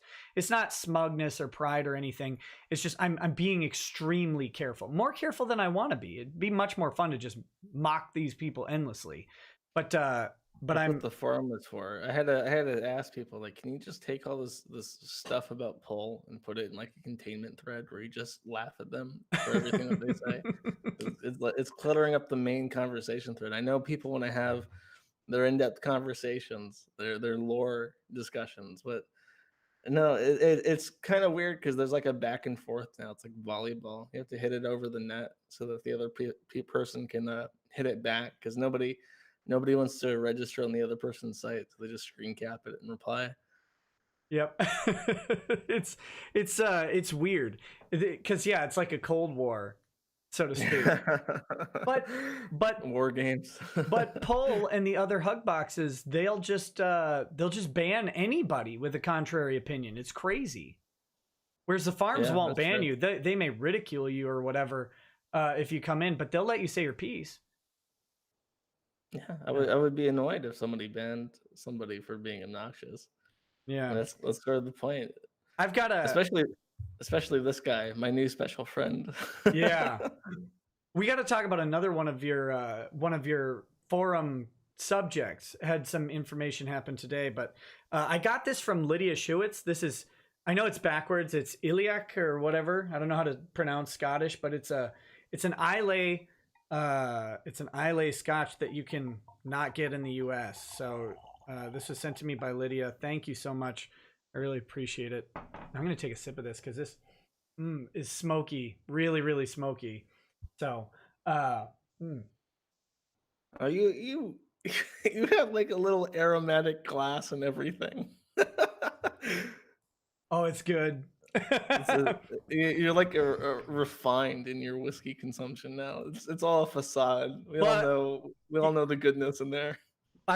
you gotta be refined in your whiskey consumption if you're gonna be crass in your commentary, right? You gotta balance. You gotta find balance. You gotta be refined so a cursory glance from YouTube corporate doesn't look like it's just indulgence. It has to be some sort of classy partaking, adult partaking. Of course. So another guy who has a thread on your site, Perfection, also known as Xavier Pace. Okay, let me tell you what I know about Perfection. Yeah. Because I was told that there is some hot goss. There is some good back and forth on the Perfection versus what's the Geekdom. other guy? The other guy, his name is Geekdom. It's The either one that Geekdom or Mad Black. I don't. Mad Black. That's right. Okay, Mad Black.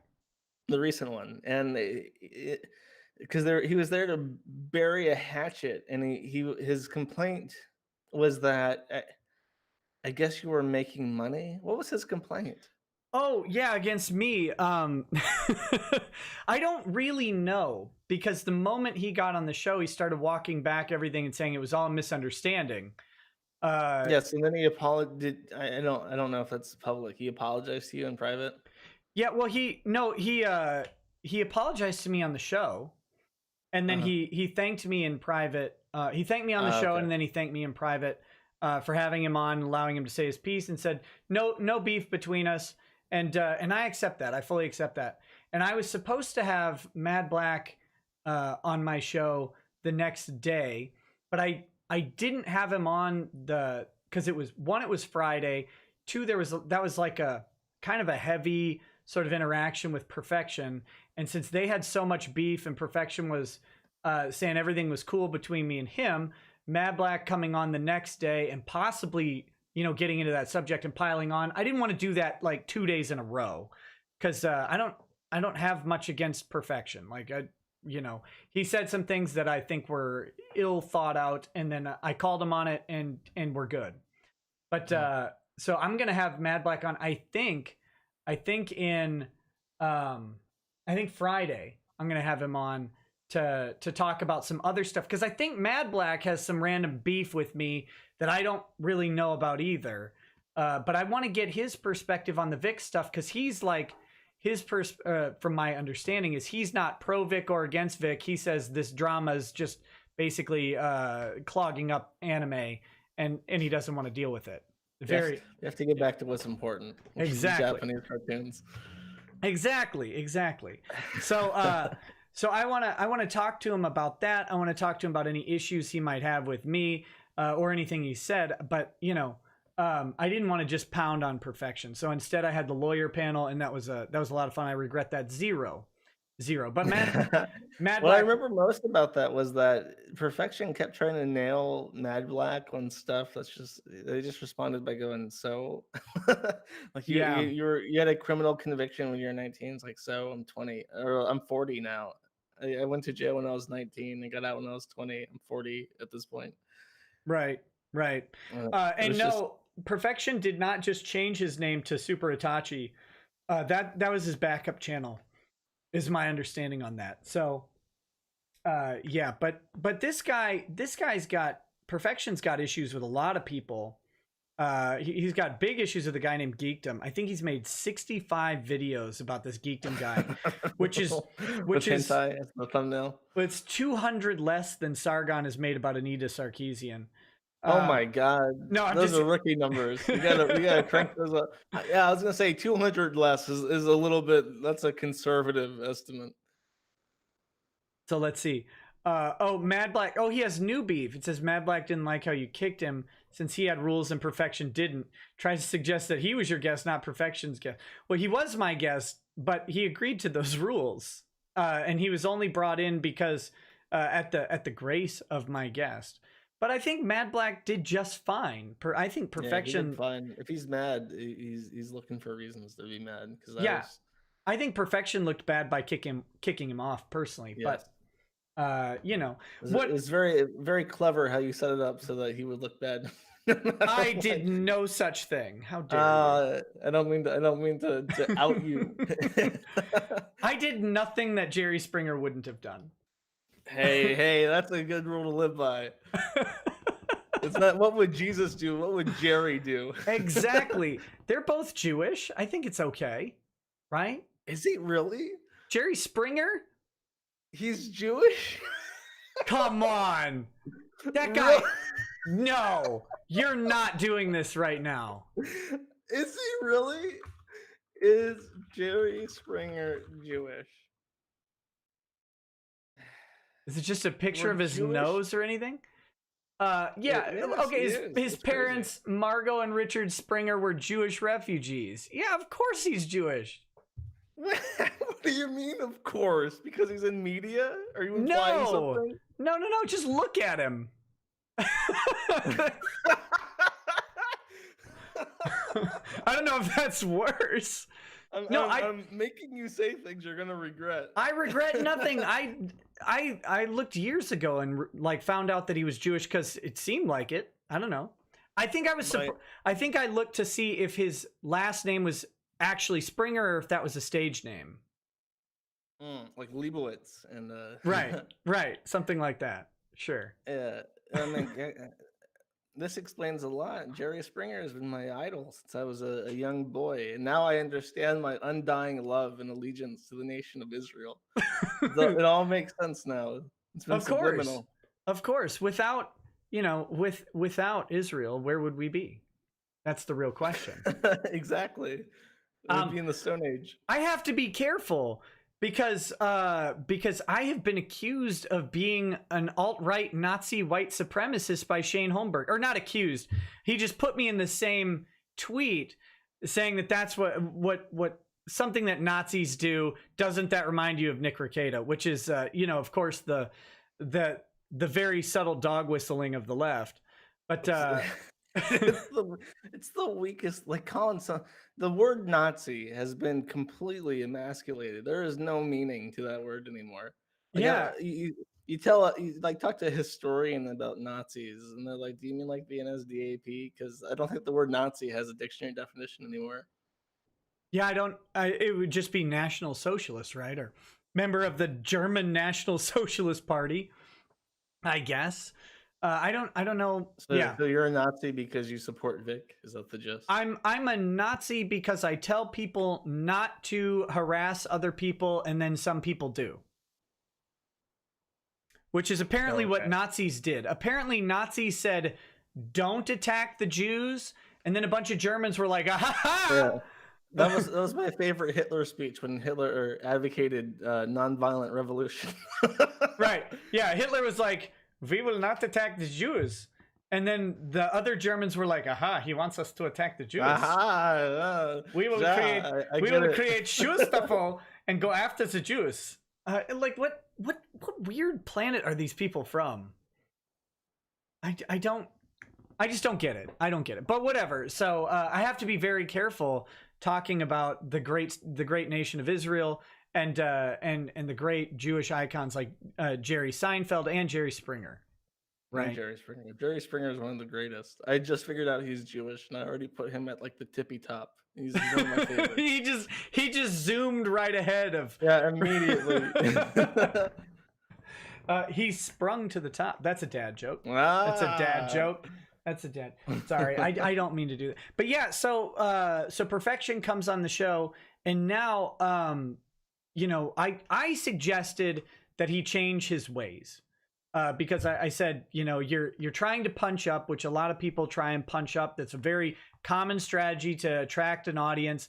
You call out or be critical of some industry or some group, you know, and then people are like, hey, I agree with this guy, and then you build up your audience that way, right? Makes sense.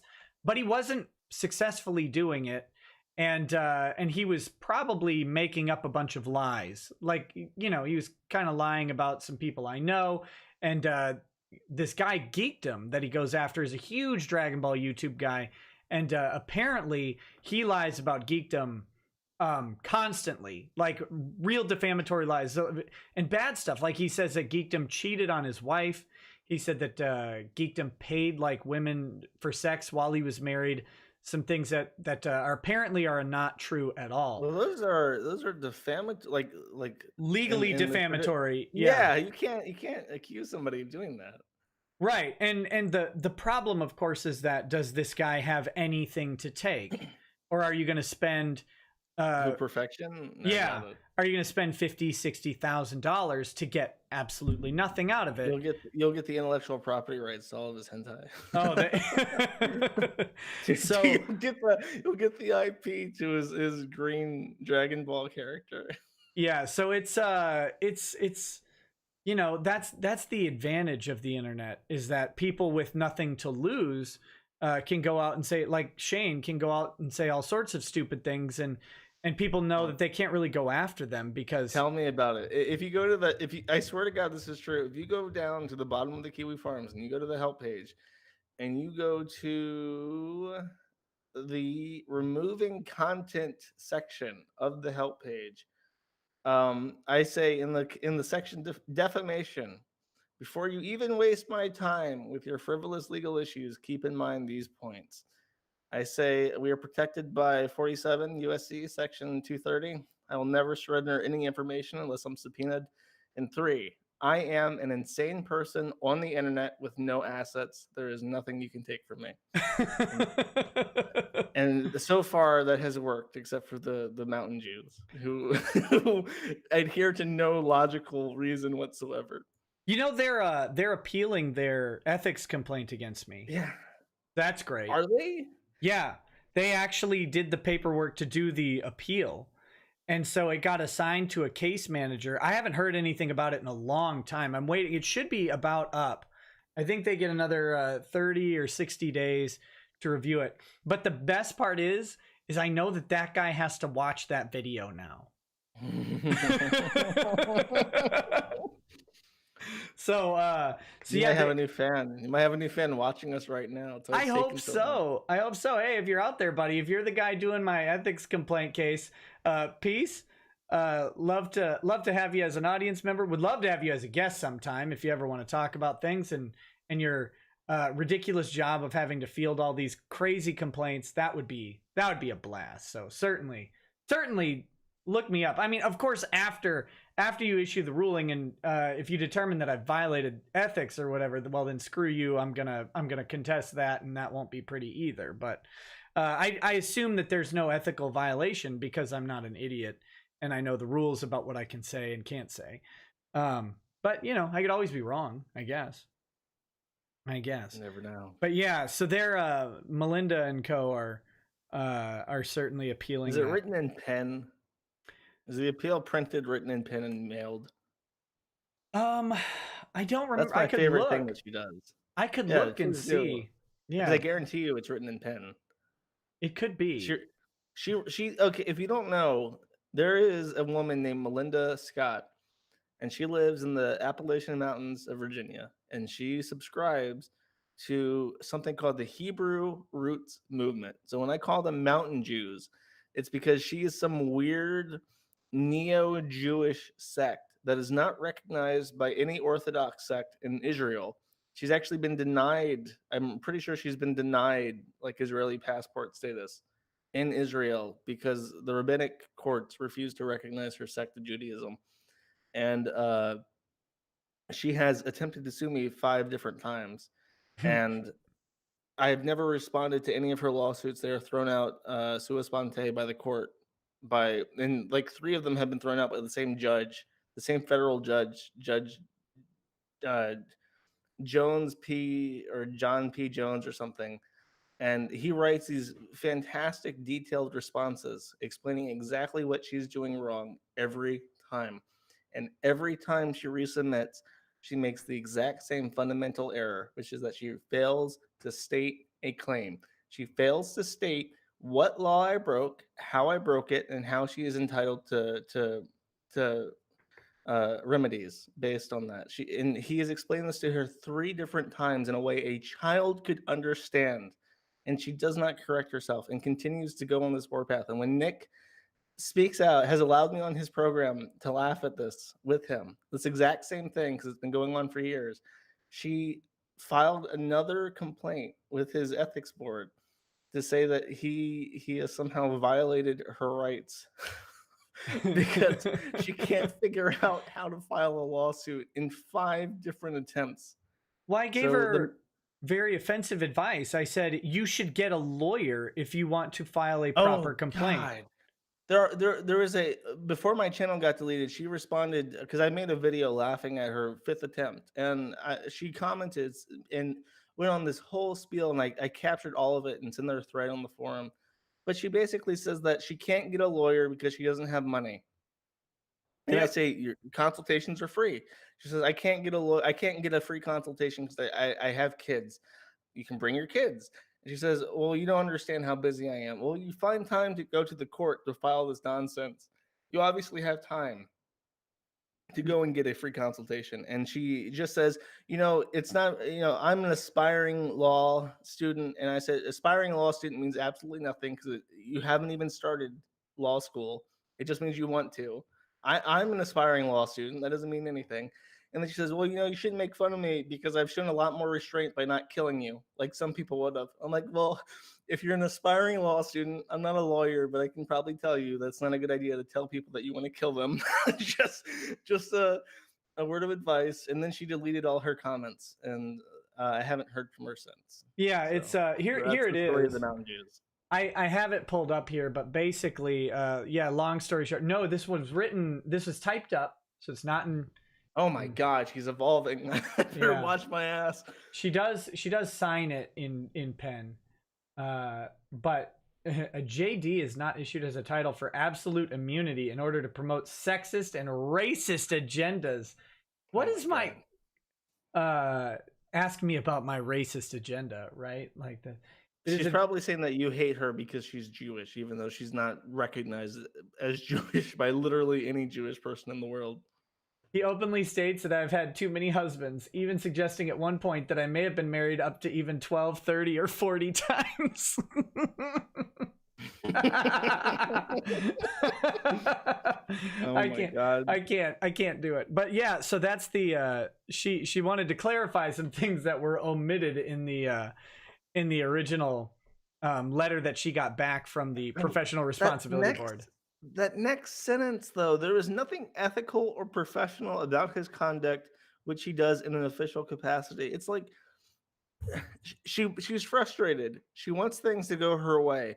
She reads something. She understands what those words mean. She understands how they would apply to her case, and then just force like a child. I just imagine her as like a toddler with like a square brick, and she is pounding that square brick into that round hole saying, this is what this actually means. And if I say it enough times redundantly in the same document, they will agree with me. And that's all that will ever matter, is making that one person agree with me.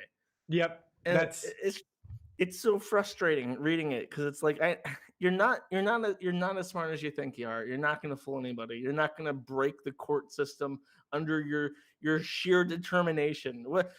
She probably read the same goddamn quote that's in this guy's email signature about how if you just will it enough, if you have enough attitude and motivation, you can do whatever you want. That's what the Care Bears said too. Where there's a will, there's a way. The Care Bears is also my personal Jewish influence. are the Care Bears? So is it Grumpy Bear Goldstein? Is that what? Oh no! Funshine Bear Greenberg? Like what is this? What is this?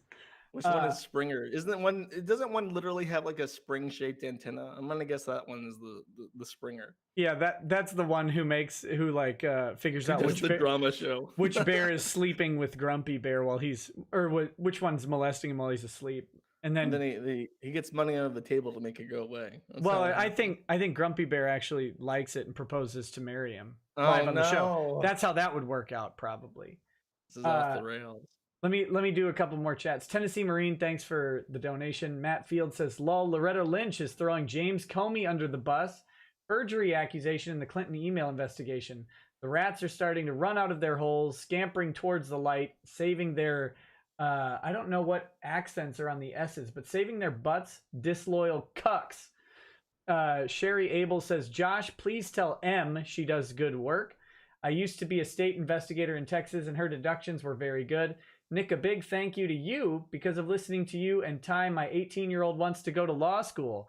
Well, I don't know if you should thank me for that. You haven't gotten the bill yet. But no, best wishes to your kid in their endeavor. If there's anything I can do or advice I can help with, please don't hesitate to reach out to me by email. Happy to answer those questions when I see them. Octorian says, "That moment when you realize why a mutual protective order actually makes sense." Well, I mean, but they don't want it. They don't want it protected. Just remember that. Over and over again, they have said they don't want it protected. Actually, in fact, Ron Toye replied to me while this show was going, and he said, "So why would they be concerned we would leak his deposition, smiley face, or wink face? If his own word would be extremely difficult, lol. We haven't gone on video, YouTube, or other streaming options to talk about the details of things that would come out in discovery. Let's say emails, messages, texts, and more. We want everyone to see the truth, and for some reason they don't. Wonder why? Smiley face." Okay, sum that up in a single sentence for me, because I'm a little bit lost. Well, Ron Toye is basically saying they're responding to me saying talking about disclosure of these texts, and he's basically saying, let's just this last one, the last sentence. We want everyone to see the truth, and for some reason they don't. He's referencing that Ty and Vic, well, Vic through Ty, requested a protective order, a mutual protective order, which is actually fairly common in defamation litigation, a mutual protective order on the depositions, so that basically they take the depositions and then there's a protective order on any of the information in the depositions that they're not putting into a motion or other document. So it's the stuff they deem irrelevant. They just scrape off the table. Right, because it could have identifying information.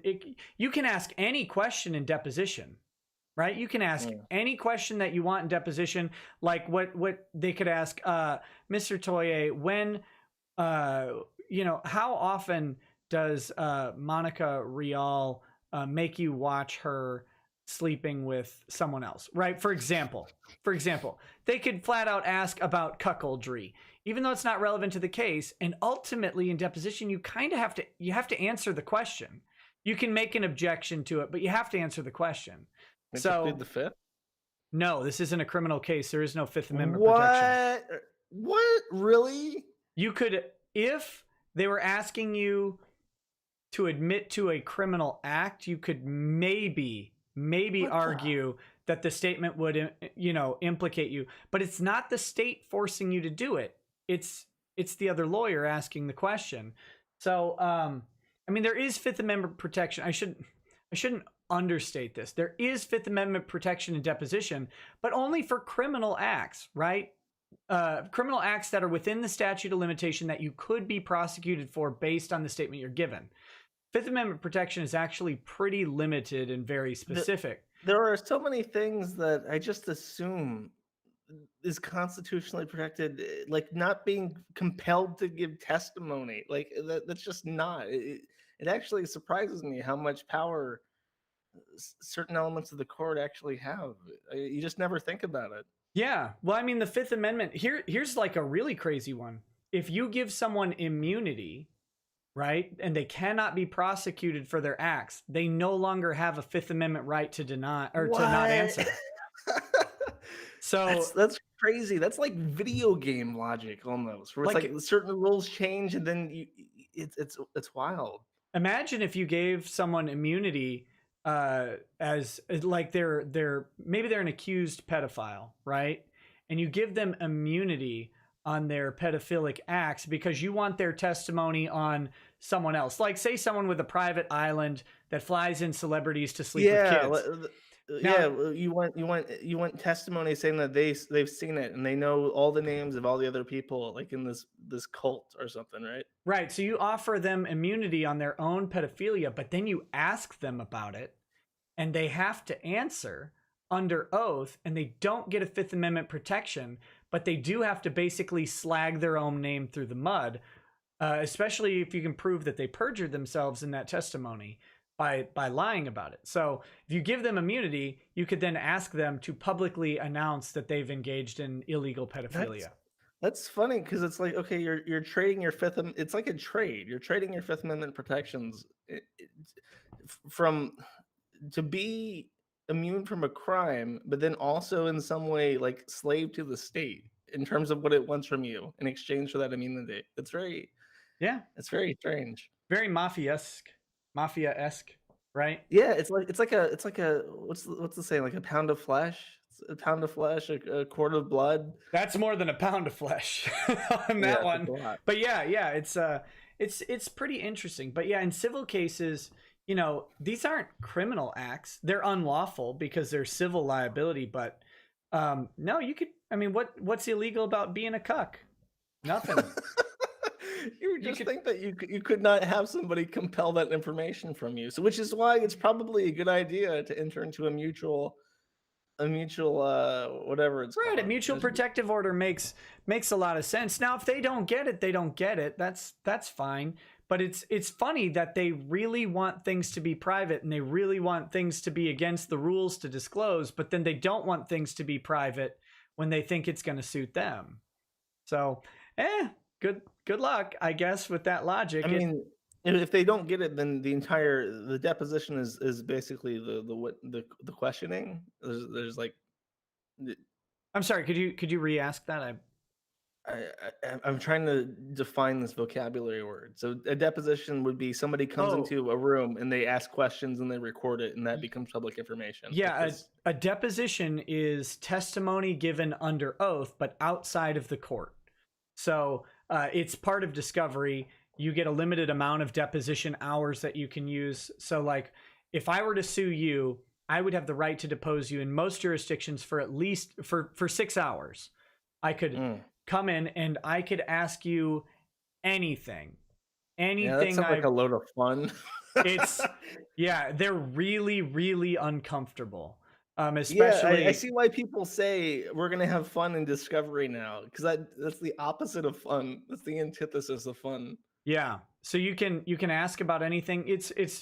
And depositions are part of the public record unless there's a protective order. There's nothing. They're filmed oftentimes. Like Alex Jones's deposition was released, in his Newtown, Connecticut thing. And Alex Jones's deposition was released. We know there's no problem with releasing a deposition. It could have only come from the lawyer who released it. But yeah, so depositions are public. You can actually use depositions of public figures to leverage your position against a state or a municipal government entity.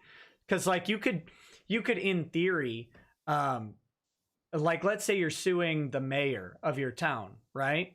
For some legitimate thing, you could depose them on public access and then ask them about infidelity and other stuff like that.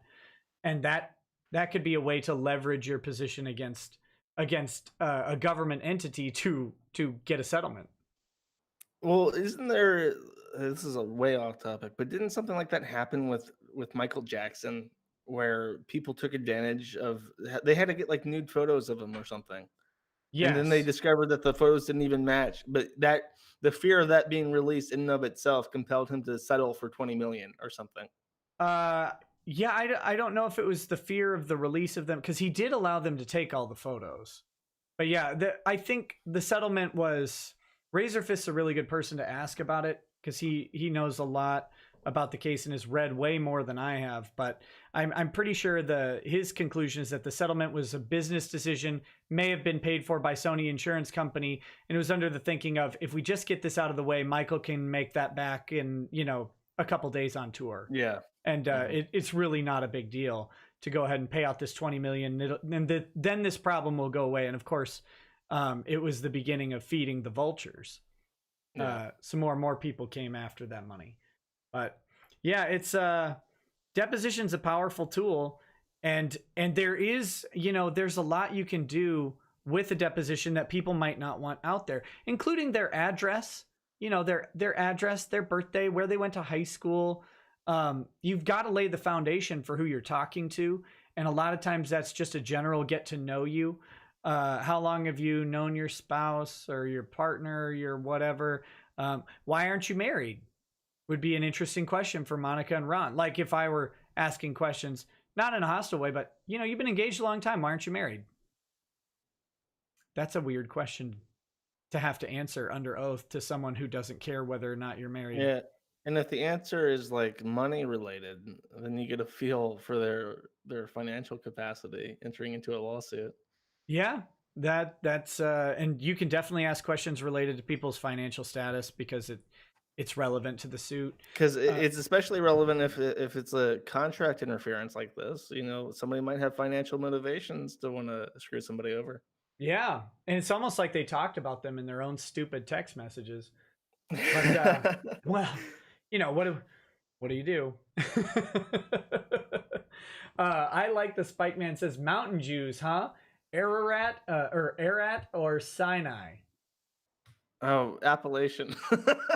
that what is that, like the Mormon of Jews, like the the Appalachian Mountain? It's like the Scientologist of Jews. Oh man. Yeah, it's weird. And somebody brought this up. I think it was in a super chat, but they brought up the Ethiopian Jews. They're called the Beta Israelites, and they exist. They're very very old. They're not looked upon well by the Israelites. No, they never were. That's actually in the Bible. In the Bible. Yeah, I don't know. I don't know why I know this. It's because I play too much Europa Universalis. I know that there is Jews in Ethiopia, and they've been there a long time, and they're still there. Yeah, well, whatchamacallit? Philip in Acts is walking, and he is walking along, and he sees like a carriage or something, a cart or a donkey or whatever, and there's an Ethiopian in there reading a scroll. I think the scroll is like Isaiah. It's one of the prophets, and he goes up to this guy, and the guy's like, well, they turned me away at the temple, but I'm trying to read this thing. Can you help me out? And Philip's like, yeah, I got you, fam, and starts reading to him. It was about baptism, and then he goes, this is interesting from a Christian standpoint. It's the first baptism in the Bible after Jesus that is talked about. And he's like, why can't I be baptized, right? Like, why wouldn't they baptize me at the temple? And Philip's like, I don't know. There's a pond over there. Let's go do it. And it's part of the basis for the believer's baptism that Protestants use now. Is that it was a black Beta Israelite from Ethiopia? It was. They don't say specifically. It was an Ethiopian, I believe, a eunuch as well, who is the first baptized person in the New Testament after Jesus. So it's in Acts again. I think it's Acts 4 or something like that. But yeah, so he goes through and he baptizes this guy, and then God teleports him away. I'm not even kidding. It's this weird part of the text. But yeah, so that's how that goes. And you get the impression that he was the servant of someone else, some Ethiopian royalty who had sent him.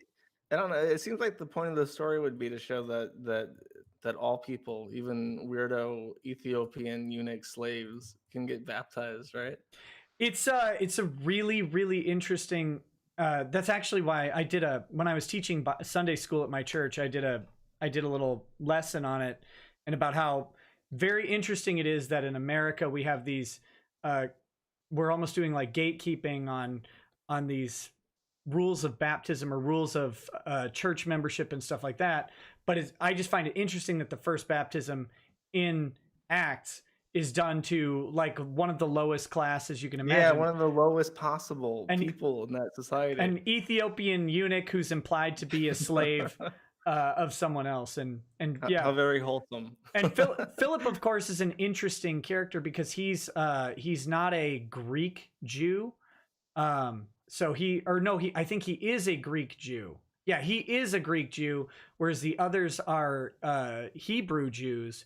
And so Philip kind of gets the crap jobs, whereas guys like Peter, guys like Peter and stuff are more highly regarded.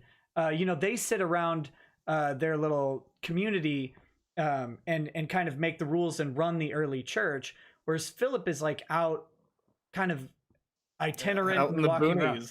Yeah, it's weird. So I like it because I like talking about the power, and so of course it's funny because like, is that then an official position of the early church, or is that just Philip being like? That's just Philip being a weirdo. Yeah. Well, I don't see why we can't throw you in the water, buddy. So anyway, normally we don't, but I can bend the rules. This got way off the rails. It's very interesting. I'm sure that guy is fuming that his very intelligent retort to your statement regarding openness has sidetracked to this conversation about Unix. Sorry. Let's see. David Z says MLB said that you hypnotize your audience into giving you money. This is true. You hypnotize us with a great show and facts. MLB called Lost Paws a pedo, but nothing, not cool. Noble did nothing to you. Thanks. I guess I hypnotize my audience? If I had that, maybe I borrowed those wicked Jew powers from the Mountain Jews to do that. If that was the case, you'd be losing money. No, that's a weird one. There are, that was one of Perfection's complaints, is that people pay me when I do these shows, and I appreciate it very much that people do.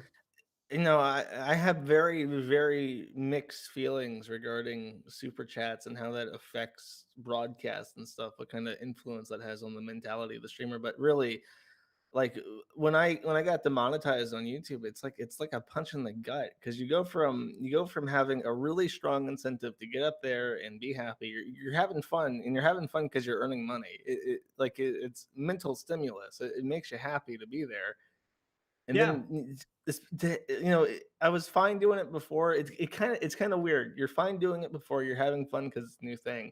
Then the money comes and you're having a lot of fun because it's like subsidized entertainment that gives back, and then it gets taken away, and it's like it really deflates it. It really deflates the fun of it once it gets taken away, because you get accustomed to it. So I don't think there's anything wrong. Like, it's what you would want. You would want people to be profiting off of capitalism's good.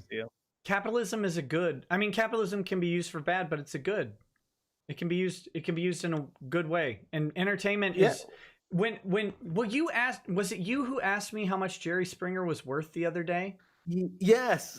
I said you would be a good stand-in for Jerry Springer, and then I looked it up, and he was worth like $60 million. Yeah, we pay an absurd amount of money for entertainment. It's great. That's where capitalism definitely, like, no matter what question you have about anything else, capitalism belongs in entertainment, because the market should decide what the market wants to see.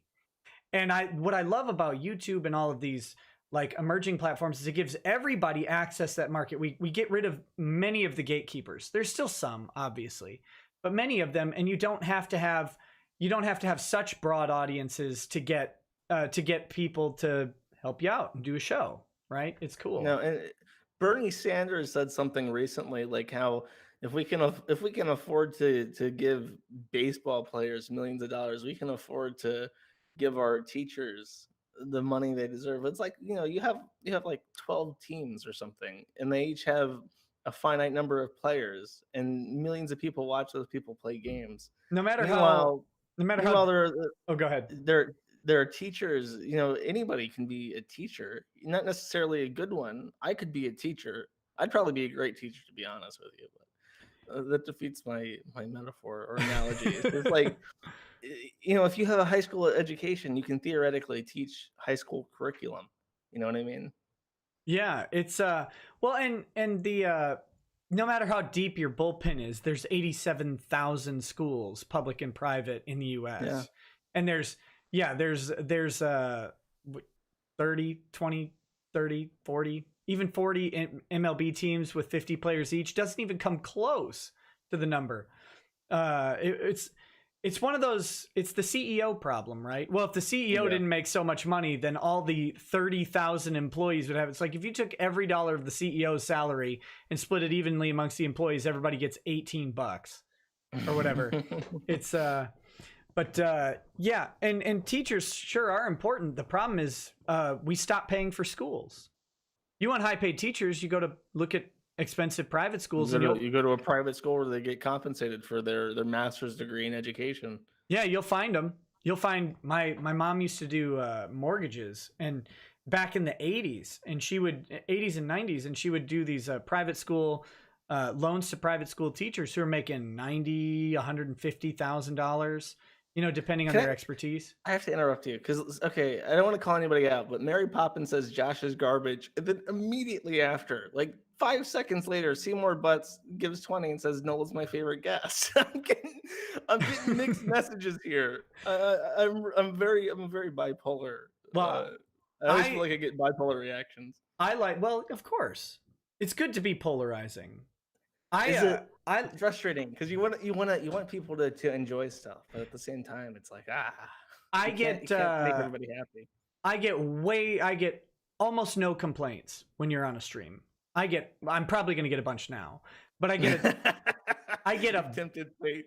I got a bunch of complaints when Cody was on the stream. Is Cody the guy that did the thing for like 2 hours? Yeah, he went on a really long rant. I think he got I think he got in a feedback loop.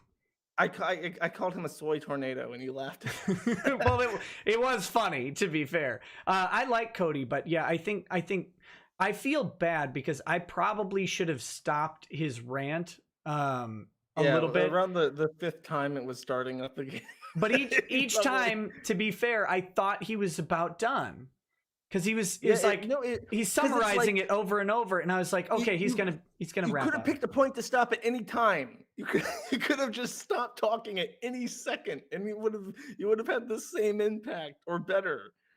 Yeah, I think he got really wound up, and it's part of the timing because he had asked me to come on the show probably a week and a half before that, so he'd been stewing on it and thinking about it too. And I think he just got wrapped up in it, and I actually feel bad because I agree kind of with some of his points. I don't know that they're as whatever point he was making was completely and totally annihilated by the delivery of the point. Right. There's a saying by my man William Shakespeare about brevity being the soul of wit. You have to wrap that shit up. Yeah. You have to summarize it. Exactly. Well, he did over and over again. I'm Justin Y, and I post pointless trash. Says, I wake up each morning not knowing what happened. I finally understand your scheme. Yeah, it is. It's in the eyes. I got those little spinny things that I see on cartoons. And Declare High says, I'm very happy to support you after watching your Big Brain panel from November with Keon and Josh discussing the government murdering citizens. Good. Thank you for doing that. Well, I don't know. I'm trying to think if there was anything else I really wanted to cover tonight. I wanted to do the reveal of the text message sourcing, and let me, for anybody who missed that, it was definitely Ty Beard who gave me those. He did, and it was a direct response to the quote chicken shit filing made by Casey Eric in support of Ronica. We'll just leave it at Ronica. That's why you guys wanted this game to be public. It is public, and those texts aren't defamatory. They weren't selectively edited. They weren't edited at all. They were in context, and you can suck it that they're out there. And I'd do it again tomorrow. And if I got a bunch more texts from Ty tomorrow, I'd send all those too. Bite me. There's no rule against it, no protective order. And if you think that model ABA rule is going to save you, it's not. It's not. So, it's model ABA. the Model American Bar Association rules of professional conduct. It's the Oh. they put out their idea of what the rules should be, and then states, write their own and adopt them. They're pretty similar. They're pretty similar. Who are they trying to get things against now? Like against Ty, Ty Beard it'd be for Ty. giving information that's going to be made public to the proceedings? Yes. Oh my God. And information that is 100% admissible. It's a party statement. So people can never win, so they just complain loudly. Oh yeah, and that's been their whole thing. They, defamation cases used to be hard. They used to be hard to win. They get significantly less difficult when you just write the defamation and tortious interference down, publish it, send it to someone, and then when it comes out, you authenticate it. I mean, it gets really, really easy to show at least a prima facie case of defamation, tortious interference. What's funny about that is that they may have, by Ron Toye admitting to those tweets, they may have defeated their own anti-slap motion just with that. Just with that. I mean, you've been saying this for months now. You think they would have, it's not like they didn't have a heads up. I've told them every step of the way what's happening. Every single step. And I told them the way out. I told them how much danger they're in of a lawsuit. I told them to get a lawyer. I told them to shut up. I told them they should probably call Ty and talk about settling. I told them when Vic had a lawyer. I told them they were getting sued. None of them have believed a single... I'm Cassandra, right? In the Iliad. I'm telling you the future, but no one will believe me. No matter how right I am, everyone refuses to believe it. Over and over again. If they would have only listened to Cassandra, they would have won the Trojan War. The Trojans would have won, but they never could. It should be more like Nero playing the fiddle while Rome burns. Yeah. That's a better one. No, I kind of like being Cassandra because I can say, see, you stupid idiots, I told you how to avoid this. And they would have defeated me outright if they would have just listened right away. Then people would be mad because they took your advice. Like, you idiot, why would you tell them this? Yeah, but if they took my advice, they would have shut up. There would have been no content, and this probably would have happened kind of quietly. Yeah, you'd be following some other, you haven't done you used to do series where you would follow the ongoing litigation of multiple things and do small updates on it. I do have some. We've kind of been in a lull, but Alex Jones had a filing very recently in his lawsuit against Pepe. I feel so bad for Alex Jones. Leave him alone. This is interesting because both parties moved for summary judgment, and both parties' petitions were granted in part and denied in part. So the judge did take several of the claims of each side off the table. I think it's pretty devastating to Matt Fury, actually, because the judge said there's no statutory damages. And there's no attorney's fees, which takes away. Who's suing? Matt? What? You didn't know about this? This has been going on. Matt Fury is suing Alex Jones. He has been for a year for copyright infringement of Pepe. Oh my God! Yeah, that's funny. So because Jones did that 1776 poster or whatever with all of the alt-right, the Trump supporters, right? You got Milo Yiannopoulos, you've got Donald Trump, you've got what's her face, Ann Coulter, you've got Paul Joseph Watson, I think. You got a lot of these faces on a poster. It's in red and black or whatever, and Pepe is on there, and Matt Fury sued Alex Jones. The 4chan rendition and not the original character from the book from 20 years ago, right? Yeah, it's just a Pepe face. And it's in red and black. Again, it's not in green. And he's up there. And so Matt Fury sued Alex Jones for copyright infringement. I hate that guy. And which is funny because, of course, Matt Fury has said over and over that everybody can use it and all that stuff. But that's technically not an actual license. They have to be written for copyright. But even so, I think it's arguably fair use. I think it's definitely fair use. And I would say that the current implementation of Pepe the Frog in pop culture is one of the most staunch instances of fair use imaginable ever in recorded history, not just recent history, in recorded history. That concept of that stupid frog saying "feels good, man," is now so far devoid from its original concept that it's not even like one step away from it. That whatever Alex Jones is using is like 20 steps away, because not only has Alex Jones tweeted it, but the president of the United States of America has tweeted a Pepe the Frog meme.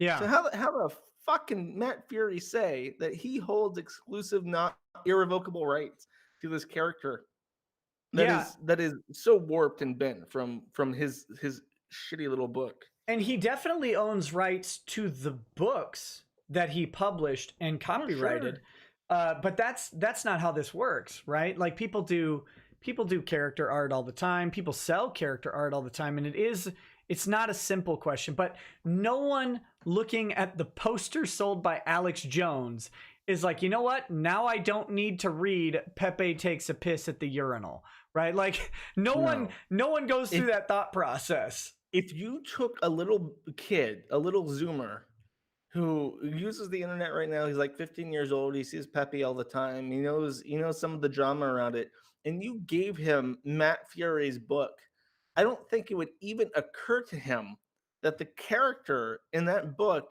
is the same character as in the memes. Right, I don't because I don't I don't think it would even register in his mind that those are the same things, or that they have a similar heritage. right, it's they're wildly different in substance. The only thing that's, that's similar is the art. The artistic rendition It's of the like frog. technically the same thing. It's like the same character, but not even, because when I think I've never read Matt Fury's book, but when I think of, like, not only when I think of Pepe, do I have a certain emotional imprint of that from his existence to me from years ago, like 2010 years ago. But he like, somebody posted Groypers in chat, and Groyper is its own thing. Like, somebody has taken Pepe and made him like a very serious looking thing with folded hands, and it's really creepy looking, and it's different from Pepe. And but I mean, is Matt if Alex Jones tweeted that, would he say that Groyper is his own intellectual property because it's based tangential? Like, fuck that guy. Like, what a preposterous claim. Yeah, it's weird, but there was a big order in that I think I'm going to cover sometime this week. There's a new lawsuit that came out today about it's a esports lawsuit. I don't recognize the name because I don't follow esports, but I got so many DMs about this. Of course, people want me to cover the Pro Jared thing, and I'll probably wait until there's something more concrete about the divorce, because apparently Jim did a stream earlier and talked about now Pro Jared is alleging that his wife had asked for an open marriage and encouraged him to sleep with other people, which would change like the Never do it. Never ever. If somebody in your life wants an open relationship with you, run. Just get like, you how do can't people? you can't divorce yourself. Like for a time you can. Ultimately though, I don't think people can really divorce themselves from what is happening in their own brain chemistry No, when they and know. it always starts with a woman wanting to have multiple men, and then the moment that man decides to have another woman, it tears itself in half. The very second that it happens, and I've never seen it the other way around. And I've seen it on the forum multiple times, because I did a stream, and I don't want to say too much about it because that's what got my channel deleted. But I did a stream on three people who were in an open marriage, and it was the exact same thing. She wanted multiple men and a dog, and then one of the guys got a girlfriend, and it fell apart. And a dog. I mean, tell me, just like she also wanted a dog, not like to Oh participate. yes, they couldn't decide on what breed of dog, and it was a huge marital issue It for wasn't them. a That bestiality thing, though. No, of course not. It was not a Don't bestiality say, thing, of Nick course not. Rikita. You are from the Kiwi Farms. Don't you dare say, of course not on me. Of course not, Nick Rikita. It was not a bestiality thing, I promise. Oh, come on. No. Why? Why? Yeah, call back the Inquisition. We need them. We need them now. Oh, it's coming Uh, soon. The Weimar Republic is falling before your eyes, Nick. and there was there's some furry got tagged also again, or like a new Tag, one. like the animal control got them and put a chip. Yeah, they're gonna have special police divisions for the furry police, right? Where they Animal control. Yeah. Hey, I'm for it. But yeah, it's so I do have other things to cover, and the Vic stuff. It's just interesting because it's still moving as in the preliminary stage, but it's probably really going to slow down very soon. I've got to warn people that at some point these things are going to start taking time. But of course, all of the defendants are getting served at different times, and it's going to stagger their answers and stuff. So there's going to be. Is it all part of the same lawsuit, or is it like different cases? Yeah, it's one suit against 4 parties currently. You got Funimation, you've got Monica Rial, Ron Toye, and this other completely irrelevant voice actress named Jamie Markey. And they're the first 4 parties that are sued. It's entirely possible, if not likely, that following discovery, there will be new information that either allows other people to be added to the current suit or sued in a separate action. For example, like Mars Girl, potentially Anime News Network, some other voice actors, like maybe like a Chris Sabat or a Sean Schemmel, with the voices of Vegeta and Goku repeatedly, who have kind of a history of talking about Vic. From what I understand, it looks like Funimation is already trying to like settle. Is that true? It's they have had discussions with Beard Harris, Bullock and Hughes. We know that. Let me be clear. I know that there have been discussions only because they have agreed to accept service, and they have some sort of extended service or answer date that is outside of the normal rule. As to what settlement discussions they've had, I don't know exactly where they stand on that. But I think Funimation has, one, they have the most to lose because they can definitely afford to pay a judgment.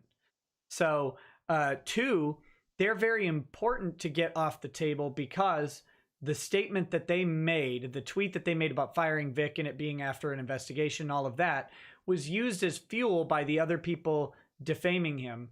And so if they can get a statement from Funimation saying, you know what, we actually will agree to work with Vic in the future. Our termination was not based on the idea that there was sexual assault or sexual harassment. And we would ask that conventions not use any statement made by Funimation as the basis for inviting or not inviting Vic Mignogna. If he could get those like sort of statements made by them, he could settle for probably little to no money. I would say that would be worth more than any money settlement that Funimation would give, because having the accusation from them and their tweets goes a long way to giving people ammunition to say, see, he's a predator. They investigated it.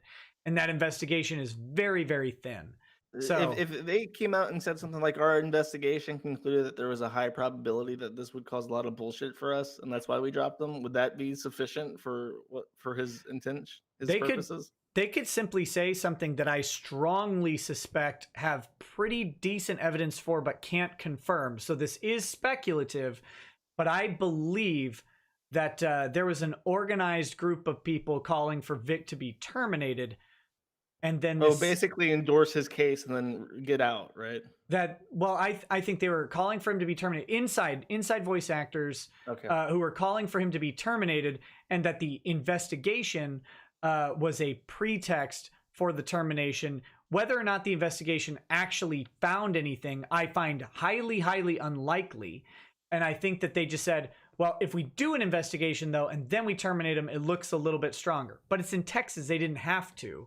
But companies do that type of stuff. There's some indications of that because the investigation was conducted by an executive at Sony, an executive in the HR department.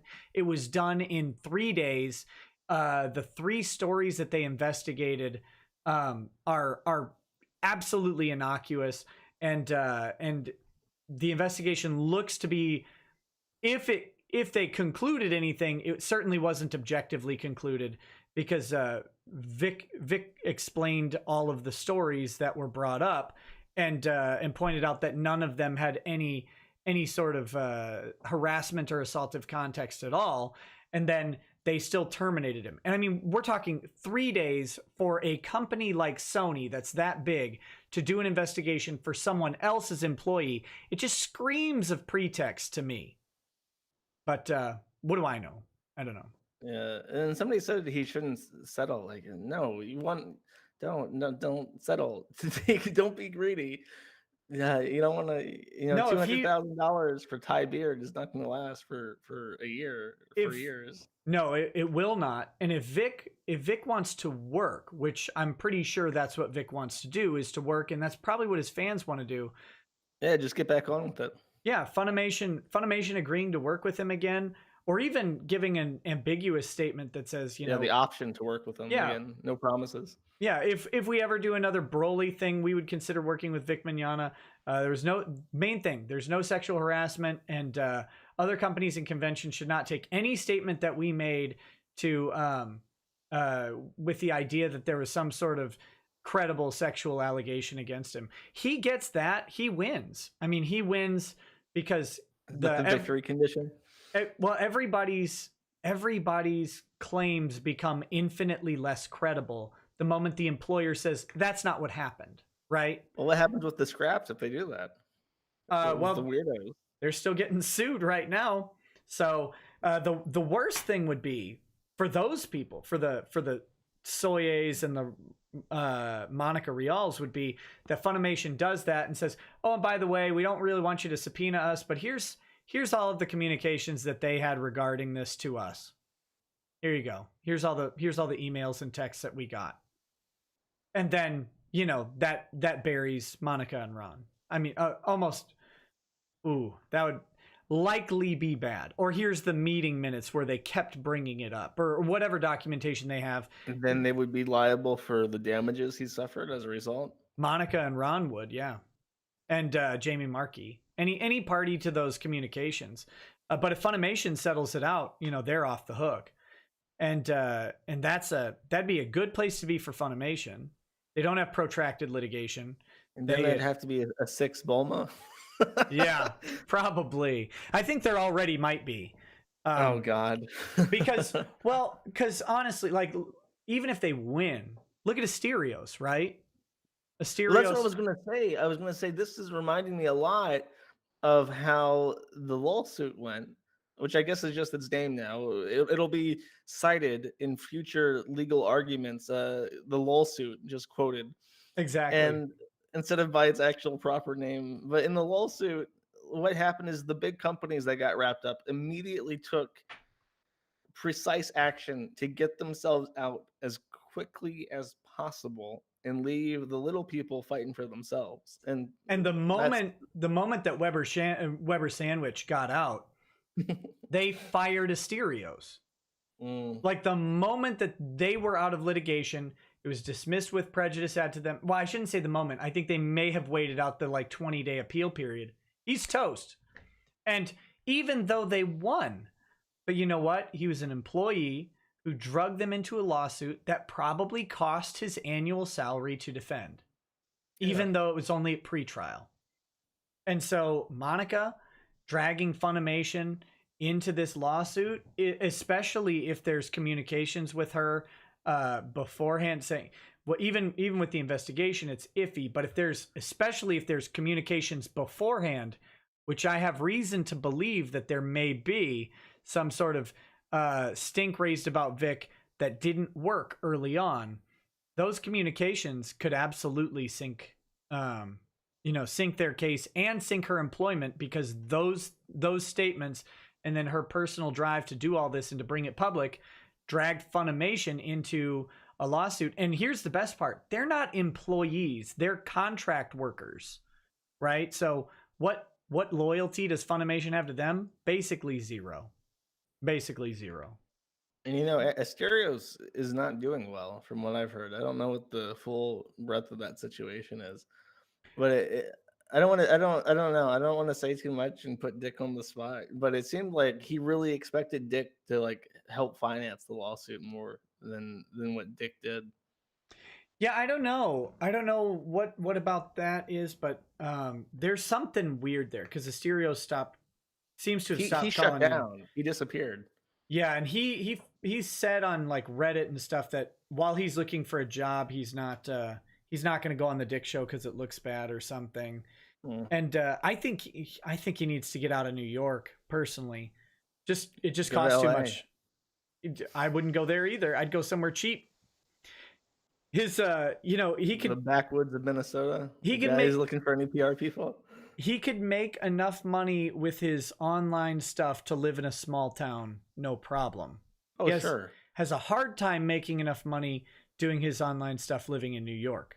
Well, So, you know, I'm a complete psychotic person. I live fine. I moved to a foreign country to minimize my personal expenses as low as they possibly can go, and it works so far. You yeah. know, you got to think outside the box if you want to survive. But I don't know. I'm not fully apprised of his situation, but it does. There's something weird that he hasn't really said, and you know, it's a shame. He's really a nice guy. I like him. Well, from what Dick said on the show, it seemed like he I think he really expected Dick to foot the bill more because Dick exactly like Weber Shandwick did. He got out like as soon as he could. He got out, and then Asterios was the one, I guess, that the only one that the judge found. Uh, he, The like only one all the the other judge found jurisdiction over. yes, and all the other people were immediately like removed with prejudice, and Maddox could pursue that, but then he wanted to go ahead with sanctions against Maddox for money that he will never ever see. Maddox has no money; he'll never be able to repay any kind of debt like that. So I don't know. I think the idea was he thought that he would go through and he would be able to get depositions and stuff from Maddox, and that would be worth the money for Dick to fund his lawsuit. But I think Asterios also went with the same lawyer that the Weber Shandwick originally gave for both him and for the company, and he's still keeping that guy on retainer, even though he's a New York very expensive lawyer. And yeah, I don't know. It got really messy and it lost its comedy value, which is why Dick doesn't. I don't think he wants to finance it, which is a frustrating position for everybody involved. It would have its comedy value if they'd ever get a hearing, but the judge retired. They haven't been assigned a new judge, or they got a new judge. It got kicked back to square one, basically. Yeah, it's a mess. It's a mess. It's really a shame because it's so funny. Like in all honesty, that lawsuit is raw comedy, and Maddox getting sanctioned for it, even if he could never pay, would be really. Oh, it'd be great. But is it like $30,000 worth of comedy? No, is the problem. No, it's absolutely not. And yeah, I think they missed the window on being able to monetize it in that way too. It's just it didn't work out right. They got screwed by circumstance a little bit. But I also think, you know, he doesn't really talk about anything. And Asterios is one of those guys who's always hesitant to talk about the lawsuit. Lots of people are like that, but you really can talk a lot about them, and I think the rules about it are changing. Not the social mores about talking about your lawsuits are changing, and we'll really see more people talking about them in public over the next couple of years. So yeah, well, I mean, the thing that always got me about the suit was Maddox didn't say a single word ever to anybody that we saw. Like he complained about Dick passive aggressively, but you wouldn't even know that person, that online personality, was experiencing a lawsuit because he did not comment on it. He went about like life as usual, as all this clown world shit was happening on the docket, and it's like, how can this possibly be the work of this man? Because he doesn't even seem to be aware that it's happening. yeah, You know what I mean? Would you agree with that? That is an accurate assessment of what was happening? yep. It was he followed the rule of don't talk about it, which was the exact opposite thing to do when you're an internet satirist who gets paid for your comedy. Because otherwise you might be stuck doing Godzilla versus Podcast Zero. Yeah, or playing Fortnite. Just want to bang.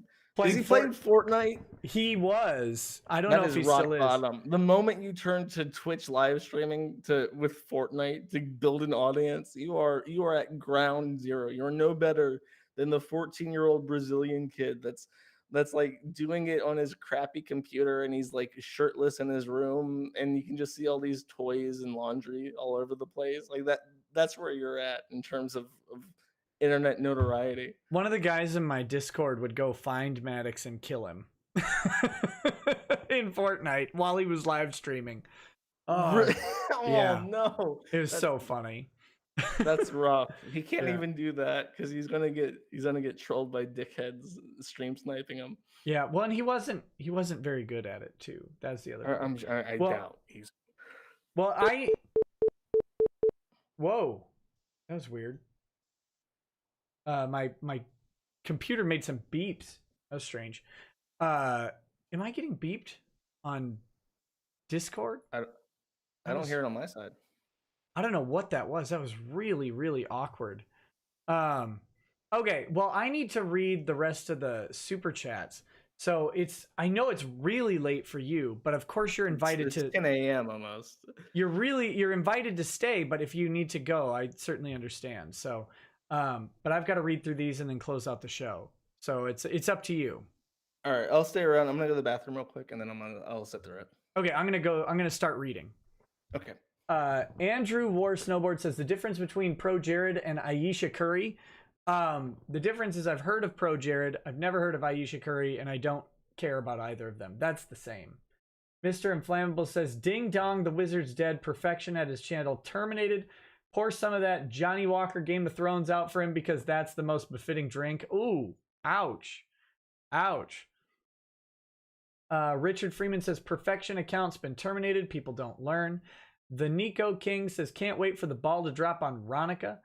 Sakaki Onsai says on time and celibate. On time and celibate. Mr. Leon says how dare you be on time. Finn Frog says Nick, coming at you from a small but firm law office in Sensual, Minnesota. Wait, was there a big donation to Vic's GoFundMe?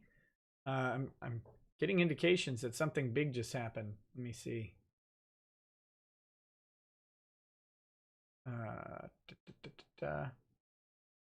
Whoa, Antonio. Thank you for your very large donation 2 hours ago. Thanks, buddy. Very impressive. Vic's GoFundMe is at $166,500, which is fantastic. Very, very awesome to see you guys still supporting the GoFundMe, and it is really appreciated. It is really appreciated. Really appreciated. Solo Beverly says, oh, wait, I'll wait till he says that, or till Josh is back to read that. Hi. Oh. What are you going to wait for? I was waiting for you to be back. I'm back. Solo Beverly says, hello, Null. Welcome back to the stream. Oh, thank you. Red Ring of Death says, dang it, Boomer, come on. No One Important says, you're such a good guy, Nick, giving perfection the benefit of the doubt and giving that good talk. Too bad it didn't sink in and all that transpired. Yorgamund07 says, read faster, Lord. Jim's still streaming and you have to compete. I think he's signed to you. Sure, you were streaming up against Medicare for a little bit. Well, technically, I think he was streaming up against me. I always stream it. No, I'm just kidding. Yeah. At the beginning, our streams overlapped a little bit, but I think he was wrapping up right around the time you fixed your camera, so it's Gucci. Yeah. Jim will do what Jim does, but you know, I don't think he was trying to step on toes or anything weird. Tillip says, "Hey, your camera's off." Yeah, thank you. Thanks. says, "How embarrassing." Red Ring of Death says, "No, you're having Nick difficulties." Yes, this is back during the camera trouble. Dequarius Walker says, "Did you see Shane's disgusting tweet about his wife?" Yes. Everything Shane has said about his wife is absolutely shameful. And I would never talk about my wife the way he does. What a gross person. Harbinger 34. Did you see that, Josh? Have you seen any of the stuff that Shane says about his wife? Is this the guy that's been engaged for 5 years, or no? This is Shane Holmberg. He's Monica and Ron's little lickspittle or whatever, and he's got a thread on your site there, And people pointed out that his wife is like really considerably younger than him. And someone asked him about it, and he said stuff like, "Well, she gives the head. Why do you like women who are so young?" He says the head is great and stuff. And it's like, You know, that reminds me of when I was in the Philippines, and I want to name names. I've named names before, but for the sake of this, I won't. I met a guy, a very, very influential person in my circle. And first thing he said to me when we met up and we had pizza, everybody in the group had pizza together. And he comes up to me in the parking lot and he tells me that girls from the INC give the best blowjobs because they need money to go to church. And the INC is Iglesia Ni Cristo. It is a massive cult in the Philippines. It's like Scientology there. And they take money from very poor people as ties to the church. And I was just like, that's the worst thing anybody has ever whispered into my ear. well, yeah, and he said that about his wife, like, which is just, Yeah, it just that doesn't, just shows he doesn't have respect for her. yeah, it If just he's saying that about it. doesn't belong on the internet. Doesn't belong on the No. internet. Harbinger 345 says Shane is hacking till he gets round 2, Nick, and then shoe and then drooling. That's disgusting. Tablet Link says Air Force Mall Cop. So AAFES assigned SP. I don't know what that means. Lil Poo Poo says camera not working. How embarrassing. Yana says arrived late, but it looks like I missed all I missed is Boomerang. Yes, that's true. Low Tier Gordo says, hey, or here, Nick, buy a Monster Zero Ultra and refuel. I don't drink Monster energy drinks. Austin Heartless says, how in Boomerang. Talonseer says, the machine spirits rebel against you. The Omnissiah is not pleased. Apply more unguent, light more incense, and pray harder. Forever229 says, reboot, you boomer. Carapapa says, Jim is streaming too. It's just like Sophie's Choice. Sakagi Onsai says, welcome to Tech Talk with Nick the Boomer Ricada. Jamal Breezy, Nick, you probably can't say this, but you're my N-word. Keep up the good work. Lukewarm Humor says, someone on Twitter said I look like Shane today. Are you willing to represent me in the defamation case before I Minecraft myself? Let's set up an estate plan first. Let's get the estate plan out of the way before the defamation case. Vicious MGTOW says, praise the Omnissiah. Keldeo the Horse says, can I get a D in chat for Perfection's channel? Also, will there be a Phoenix Wright stream tonight? No. Shout out to Sean Ranklin, big ups, Liquid Richard. Do you know what that's a reference to? No. It's oh god, to make it very, very short, there is a video game streamer who is super, super fat, and his detractor circle made rap songs featuring quotes from him. And the big trolls were Liquid Richard and Sean Ranklin, and they took sound bites of him saying their names, and every song it's like a tag from a rap song. It's like shout out Sean Ranklin, big ups Liquid Richard, and Yeah. it's very weird that he would super chat to you that because you would have no idea what that is. It's this weird Batman joke. Yep. I got nothing. But I'll take it. Prince Halio is a friend of mine.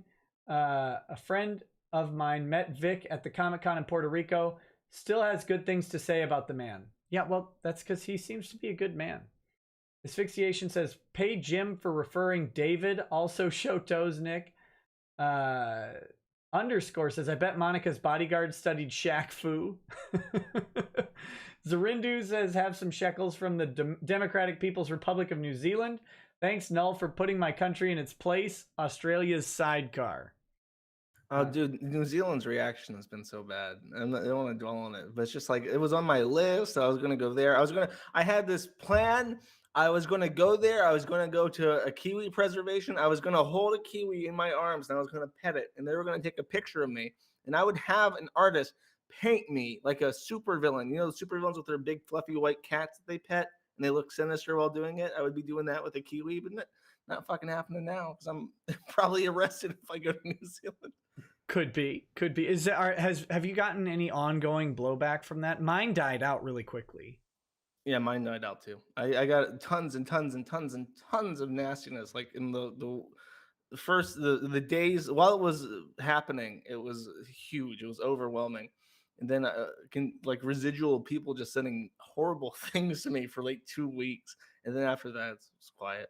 I should I actually sent I Oh, sent go. an email to the cop again. I got a little bit drunk on White Russians, Uh-oh. and I said something like, I told you so. I told you if you try to censor the internet, you're gonna make a laughing stock of your entire country, and look what's happened. Everybody hates you now because you're such clowns. Did he Sincerely, Josh. Did he No, he's respond, or having did he fun. just mail a flashbang to your dog? I'm waiting on it.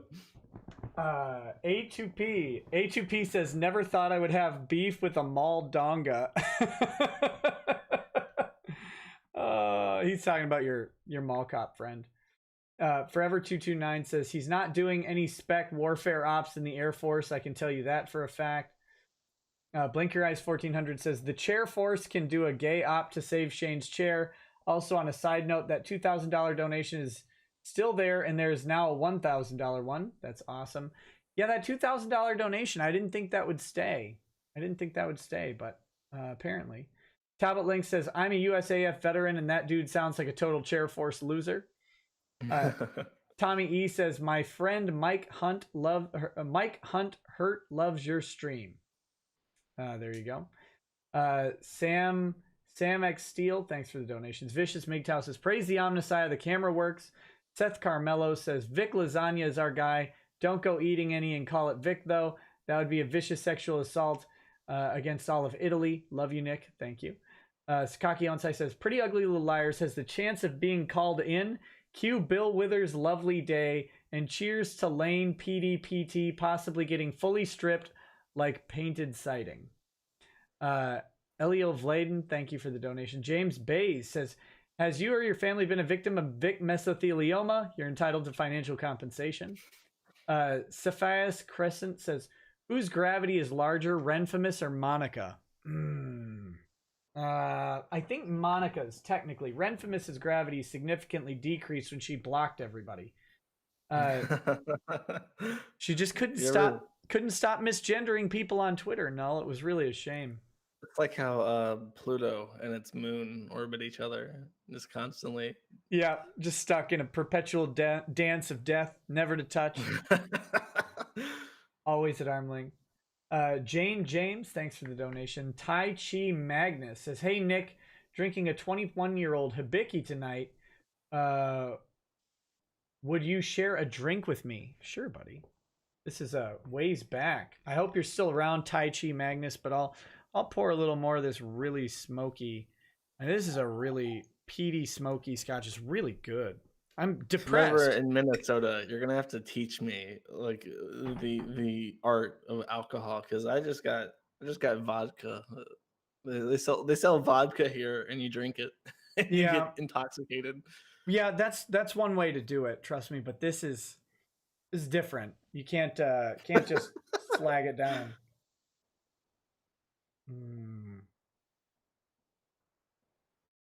It's a process. And if you don't take the time with it, you might as well be drinking like $4 vodka or whatever. Eduardo Ramirez says, being serious on 8chan, Nicker, are you serious? What was I being serious on 8chan? Oh, he was referring to my war with the smug anime women. Yes, that's right. He's ridiculing me for my stance against the smug animes. I will not apologize for that.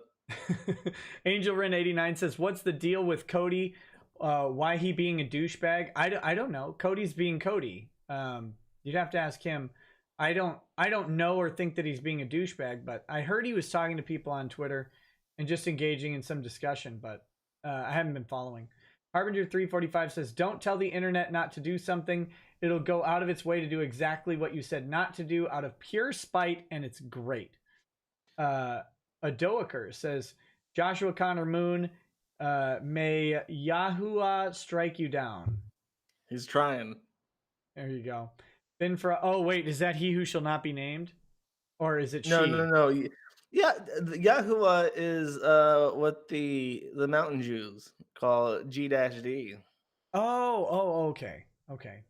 It's supposed to be Yahweh, but they pronounce it like Mountain Jews. I only know about Yakub, the white devil or whatever. Finn. Samurai Jack.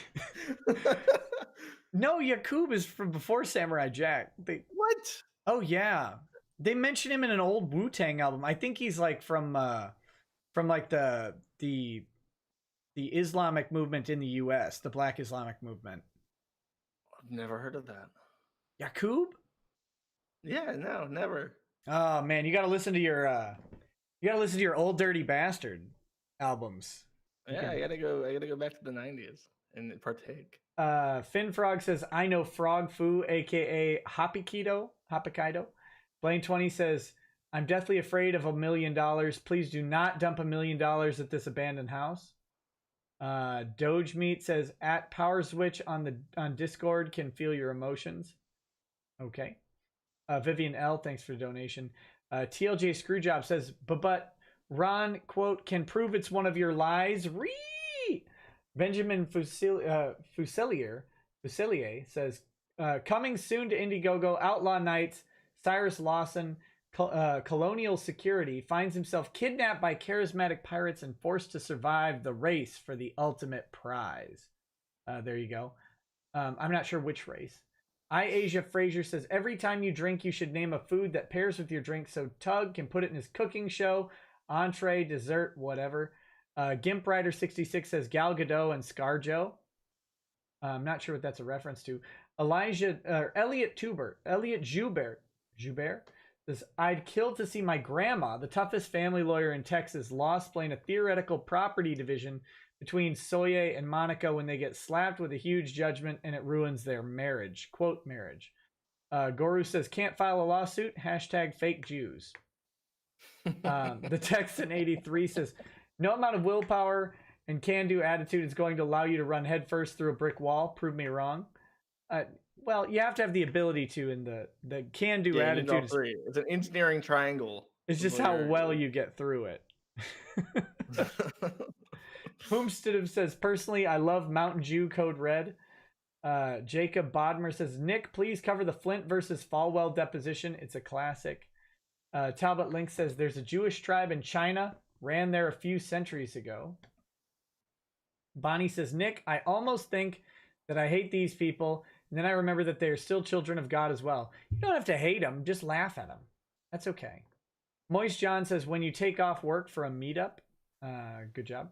Halo Millennium says, would you consider having Lost Paws or Chibi reviews on the show? Be interesting having bigger anime YouTubers on your show as long as they were interested, of course.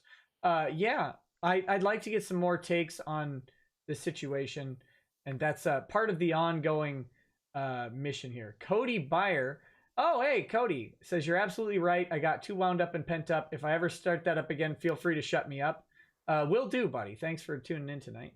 Ice Baron 2015 says, if Markey defaults, can punitive damages be awarded, or will it just be Vic's asking price? No, you still have to prove the damages, but he's got lots of business damages that are out there. 11X says Null is a top 3 guest. Enter the QB says, so when does the actual juicy discovery start? We're technically starting it now. It's started, but as to documents should be the 30th will be probably some documents popping up. Yeah. This month? 30th of this month should have some documents popping up. And then exciting. I think the discovery date for Monica and Ron is like June 12th or something like that. So we should have some stuff from there too. Eyes of the Wolf 101 says, have you seen Flash gets his furry apocalypse video? Yes, and I love it. Sharky says, under what circumstances could Vic make Monica to publicly retract her statement? Also, why hasn't Funimation decided to settle as of yet? The first one, only under settlement could you force her to publicly retract her statement. And then why hasn't Funimation decided to settle as of yet? I don't know. Hard to say. Moist John says the Dakotas are just outskirts Minnesota, to be honest. Zario JPN says Renfamous went after Count Dankula, facepalm.jpg. I guess that's a good move. If she wants attention. Yeah, if you're talking about getting laughed at, Dankula's probably a good person to go after because he's just going to laugh at you. Yeah. Super Captain Chris says, just woke up from a coma and I can't wait to watch my favorite family-friendly YouTuber, Pro Jared. What did I miss? Moist John says, Monster Zero Ultra mixes with vodka well. Tai Chi Magnus says, yeah, buddy, I'm still here. Thank you for the drink. Hey, thank you. Asphyxiation says, also thank you to Null. I met up with Like I Care in Sydney 4 days after my dog passed. You are hosting his beautiful CWC dedication thread. It broke me. Okay, I don't. I saw that when I came in, and I've been thinking about it ever since because there's a lot to unpack in that. And just to give you the skinny, Like I Care is an admin for Encyclopedia Dramatica, and what he's saying is that he met this guy who is currently banned from the Kiwi farms because they can't take him anymore. He's implying that he met this guy, and then Like I Cared showed him his Christian Weston Chandler dedication thread as they met together. And that thread is literally a picture of his penis and a cum shot over a picture of Chris. Oh. So if in my head, I'm sitting here thinking about this, and I'm thinking he must have like pulled that up on his phone and showed him while sitting next to it. Like, yeah, this is my cock, and I came on this picture of a retarded man. Oh. That's the only. That's the only. So I really hope that super chat was worth the 5 AUD because it's pretty dense. There you go. Cars in Depth says, any comments about the Somali teens in the Twin Cities? YouTube is censoring the super chat. I don't know what you're talking about. I haven't been following news much lately. So news sucks. It's really boring. Laugh at silly people on the internet. Yeah, I'll have to check. I don't know anything about it. Quietness says, Overlord, why'd you remove the warning that signing up for the farms can kill you? Okay, there is a warning when registering for the forum saying please exercise basic precautions when you register to the site, because if you get screwed by what you do on the site, like, I can't help you. So you should take it a little bit seriously. And at the bottom, I used to include a note in that warning saying that, oh, you can also die from the site because we're cursed by the Hebrew roots movements, and you might get pestilence and death as a result of joining. I removed that after we migrated to Zen 402, and I had to re-add custom things like that because I figured that there was a chance that people might read that, and because of that last sentence, take the entire thing as a joke. And so I don't want that. So I erred on the side of caution, and I did not reintroduce the Hebrew roots gag, even though it is a pretty phenomenally funny thing to show people when they register. Well, there you go. Taldeo the Horse says titty all day, every day. And then we've got a couple on the Streamlabs here. This Poor says, was going to go to bed, got so angry that I had to bust out the bourbon. Probably won't fall asleep till 2 a.m., but by the time you're reading this, I'll probably be absolutely poop-faced. Stuff's Getting Better says, hello. I just wanted to say that I'm a fan of both your live streams and both of your live streams, and the two of you helped me get through a very hard time in my life. Thank you. I hope you get your YouTube channel back soon, Josh. Oh, that's never happening. I appealed in Hebrew, and I got a reply in Hebrew basically telling me to eat shit. Oh, come on. Yeah, they weren't good brothers and sisters of the cause, I'll tell you that. Yeah. N says, my mother is a 25 plus year paralegal who has worked for big firms, and the things I've heard you people try to get away with is just astounding. I don't know how she keeps putting up with it. I'd probably go postal based on the stories she's told me. Oh, you're talking about lawyers? Yeah, we're terrible. Let's see. TLJ Screwjob says, hey Josh, Nick, so what is it with Tora-san and other Kick Vic people still saying if Vic admitted to doing these things, he would have been invited back already? Also, Nick is the reason why Vic isn't back yet. Are these people actually mentally deficient? Yes. But okay, so Josh, you give me a read on this. Mm-hmm. These people have accused Vic of sexually assaulting and harassing people at every convention or whatever for the past 10 years, from doing it at work. Suggesting that he is so dangerous to be around that they have to hire security and will not go to a show with him there. but they're also simultaneously saying if he would have just apologized for all of the sexual assault and harassment that he did, that he'd be welcome back into the industry. Do you think that's... I would rather burn than apologize for something I didn't do. That's never gonna happen. Not for me. Yeah, but let's say you're not you and that you're Dick Masterson. Well, because Dick says an empty apology, that doesn't cost me anything. Yes, that's true. He's very pragmatic. He's not gonna. He'll run cost-effective analysis on something and do whatever it takes. Yeah, and I don't want it to sound like I'm saying that Dick would suggest Vic would apologize. I think he's typically talking about different things than something like sexual assault. But let's say you take that approach and you say I can do a free apology. Do you think that would be effective? No, of course not. Yeah, I don't. It's admitting, like, you're admitting to being a sex pest. And in the current entertainment industry, you cannot be a sex pest. You will be routed out and disposed of. Like, the worst thing you could ever possibly do is in any way, shape, or form give it a single inch to any of these people. Yeah, and the funny thing is he did a pseudo apology that they all cling to as well. And they're like, look, he did apologize for all of these things, even though he said, basically, I'm sorry if anybody was ever offended by an interaction with me. They're like, look, see, he did apologize. But then at the same time, they say, but if he would have just apologized, because this one wasn't good enough and the next one wouldn't be good enough. Is that the apology where he basically said that he met with somebody and then like they were basically watching Netflix and chill together, and then he made a move and she's like, no, and he's like, oh, okay, I thought you were for it, but I guess not. Yeah, that's pretty much how all of the stories against him end up. Is he made a move, person wasn't for it, and then he's like, all right, and stops. Because interestingly, no one has accused this man of having sex with them. That's a funny way to put that. I mean, it's like, okay, that used to be called normal. That used to just be how things went. You would try and establish a relationship with someone, and then if they said I'm not into it, you go, oh, okay, I misread the situation, and then life proceeded as normal. And now it's like we will hold that over your head like a antichrist mistletoe for the rest of your life if you ever piss us off or give us financial motivation to screw you over. Right. That's what these people are leaving out, is that they would have incentive to keep ruining him. But yeah, at any point, someone could come out and say, you know what? He raped me or whatever. No one has accused him of having sex with him. With them.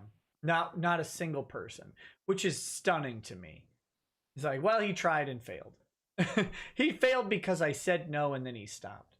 Okay, there you go.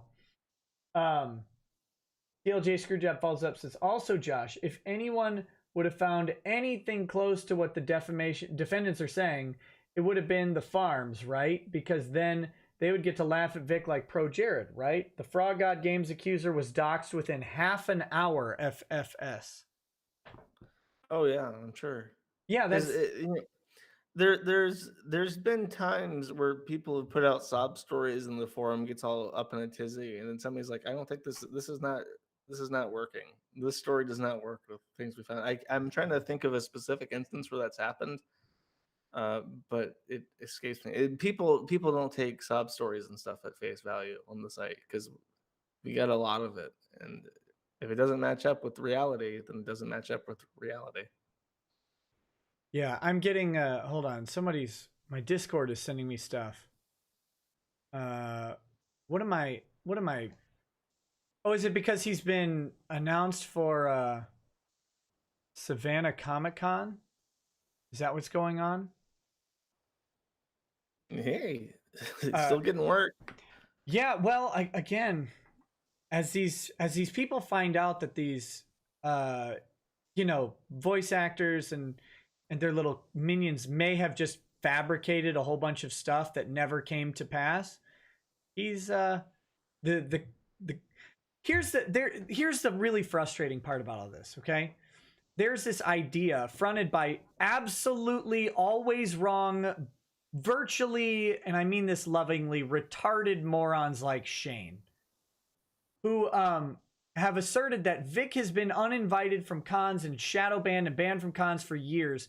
There's no evidence of this. There's no evidence that Vic has actually been banned from conventions. I think there's one convention that doesn't invite him because the guy who runs it personally doesn't like him, but all the other conventions invited Vic. He, to my knowledge, he has never received any indication that he is not invited or banned from any convention except this one particular one. And I don't think he's ever been there. So it's not related to some like activity he did. But either way, they keep running with this narrative that, well, he's been uninvited from conventions for decades and years and blah blah. These conventions actually tend to like Vic because he makes them a fortune when he comes. It's why Well, they you know what?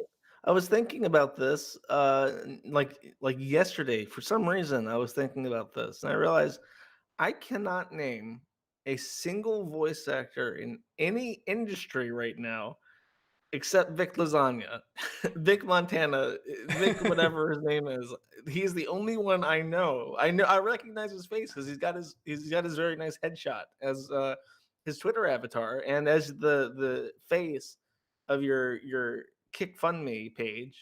And I check to see how much that is every so often. So I know what he looks like. I know vaguely what his name is. And he's the only person that I know of who is a voice actor because I think is it Monica who is also the Bulma? Is she the Bulma? yeah. So I know her, but is she currently employed as a voice actor in any capacity? Yeah, actually she's in several shows. Ah, It's okay, fu- so I know of two. she's prominent, but outside of this you'd never know she existed. No, And I would have no. never, I wouldn't either. I wouldn't have known. I mean, I realized after I started covering this that I had seen Vic on a YouTube video one time. I couldn't have identified him and I couldn't have said his name, but I remembered only because he was Broly and I saw him do the Broly yell live on a YouTube video. And that just happened to happen about 6 months before this stuff happened. But otherwise I couldn't have, you couldn't have paid me to name him. Couldn't have paid me. But now his Somebody's face. pointed out that Oh, that Tara Strong, but Tara Strong is also like a director. She makes a lot of stuff. she's an She's an artist American, too. she's an American animation voice actor, And the only prominently. other one is like Morgan Freeman, but Morgan Freeman is so much more than doing voiceovers for Discovery Channel documentaries. Like he is the only person who only does voice acting that I can name. But then you also have like Jim Sterling who does voice acting, but he's not known for that. Vic is the only voice actor who is only a voice actor whose name I actually know for Yeah. that. Yep. It's interesting how this is working out for them. I don't think it's going the way they planned. Because Oh, go ahead. it highlights so many other problems because now this whole voice actor industry might get like unions protecting each other, like protocols for establishing contact with people to cover each other's asses and stuff. Because other voice actors are thinking, well, how do we cover our asses now so You that know we what the don't get other vicked? you know what the other voices actors are thinking, including many of his accusers are thinking, how are we going to get Tail at a convention? These guys go to conventions where there are women who are attractive, dressed in anime style clothes or lack thereof, who like them and would be happy to shack up with them. Routinely, these guys, many of these people, guys and women, are sleeping with fans. I mean, absolutely 100%. And that is outside. I'm not saying it's moral, depending on your. I'll say it's moral. Well, but Because some people would you at least suggest. know blind going into something blind. There's like a 25% chance at most that you two will like each other. But if they're a fan, It's a 50% chance at most. Yeah, but It just makes sense. The morality thing is, some people would say that extramarital sex is completely immoral. Okay, outside of that, That's completely different. I thought you meant like it's taking advantage of somebody. No. That's what I'm saying. I'm talking about outside of your specific morality involving sex outside of marriage. There's nothing wrong with that very basic adult interaction of going somewhere, meeting someone, having sex with them, and then maybe seeing them again and maybe not. It's the only reason I can imagine going to one of these conventions. I've never been, but it's like you're going there as an excuse to meet people with an interest that you also share, like in real life, and not like a chat room. Yeah, of course. You know what I mean? Of course. Lots of people look at a furry convention. Well, furry conventions are just sex. Don't even try. Overtly sexual. But no, I think the same thing with pretty much any meetup. You're going to meet people with common interests, and maybe you go home with one, maybe you don't. But I think a lot of the voice actors, voice actresses are going to be looking at this and going, "How do I do that? How do I do that?" Affirmative consent app. Yep, you better videotape everything. The Drexel method. The Drexel method is have a member of the opposite sex in the room videotaping you. And that's the Drexel way. I mean that's an interesting gambit. Can you accompany us to bed? I need you to film us having sex. This is purely a affirmative consent issue. I need you to bear witness to our consent. This is a feminist thing, and you have to be there to watch. Yeah, it's a gambit. Seems like a good paid position, but I can make like $40 filming this. All right, whatever. Keck7 that has a name. Keck7 says Ron Toye is a misogynistic piece of sexist excrement for blocking my bae books on Twitter.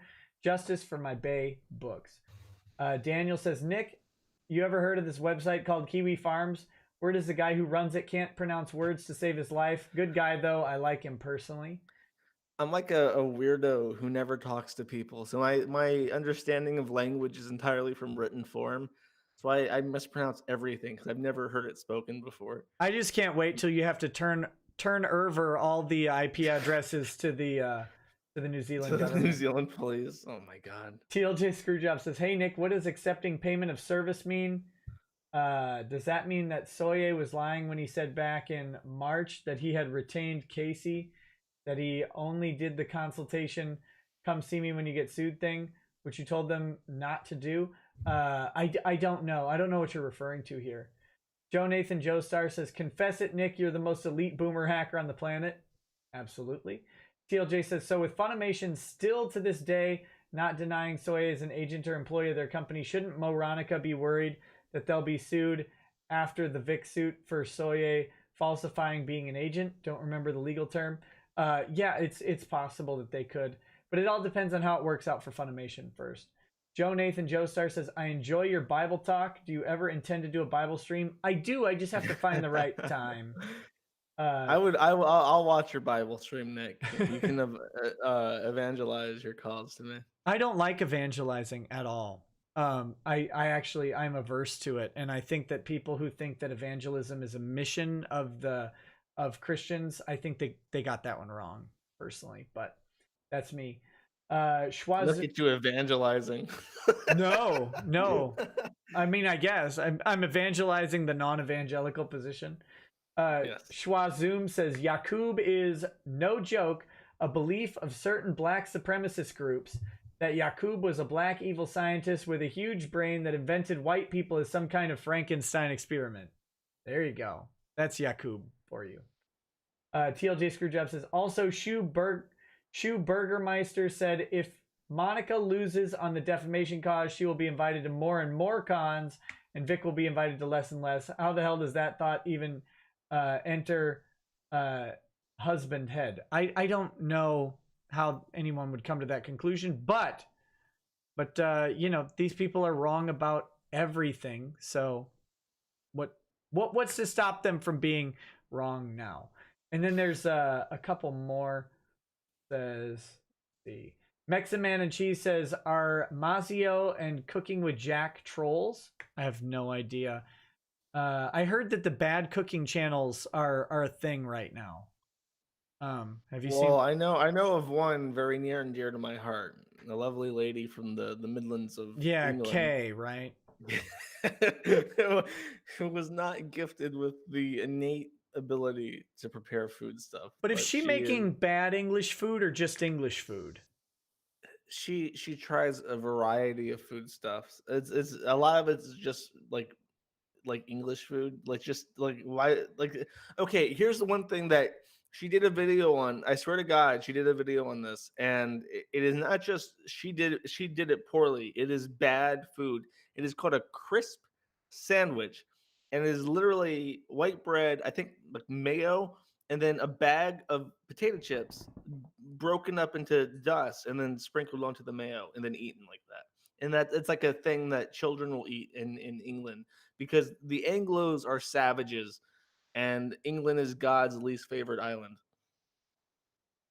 Yeah, that's I think that last statement there is true. It is true. It's like Think of all the islands in the world and then think of one that is less liked by the Lord Almighty than England. You can't. no, you could have been a tropical paradise, but instead you're a cold, rainy hell. Exactly.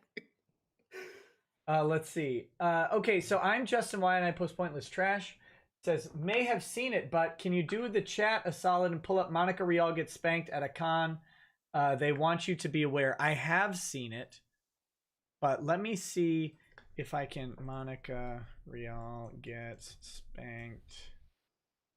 A con. I don't want to watch this video. It's so horrifying. I started it up. I saw like the first 3 seconds, and I'm just like, oh, I actually don't want to watch this, and I just paused it and went on. I need to find. I don't want to bring up this YouTube video covering it. I want the actual video. I know I have it somewhere. Just a second. People are now correcting me that the island is actually called Great Britain. But that's like an oxymoron. It's like giant dwarf. I refuse to say it. I'm just going to refer colloquially to the entire island as England. You know what I mean? Yeah. You also have apparently gotten a present in your DMs. Someone is telling me. On Twitter? Yeah, I think so.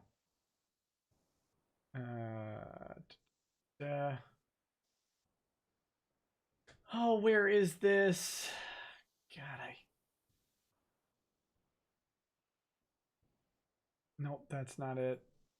I gotta find this thing. Oh, my Discord probably has it. Do any of you guys in my Discord have that video? I'll pull it up in just a second. That would be lovely. Finding it live is gonna be a pain. Just post it in the general Discord if you could.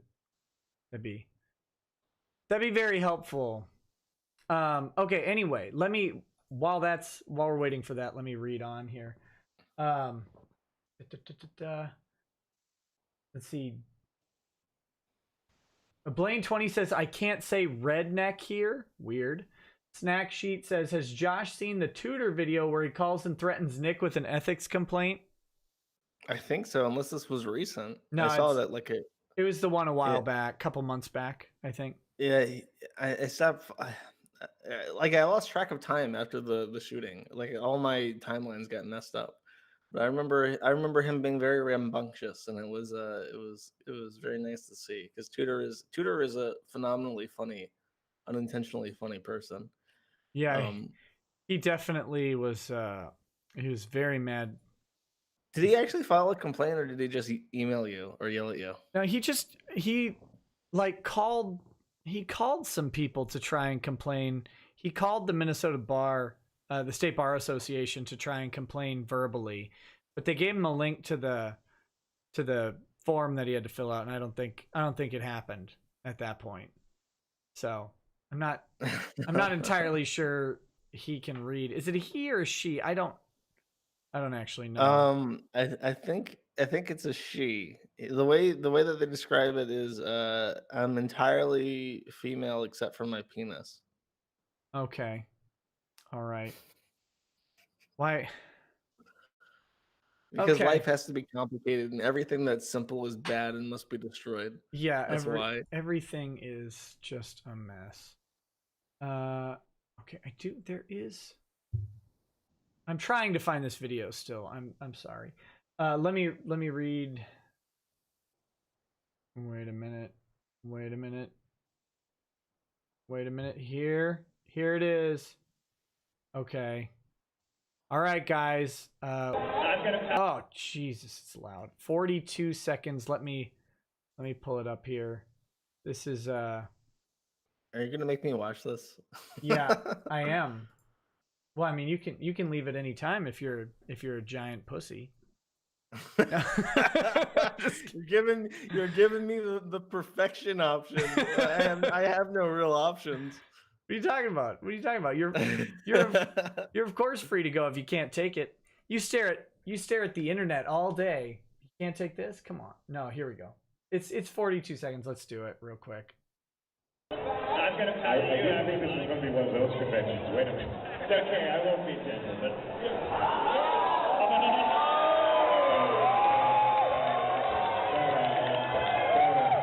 She found someone even bigger.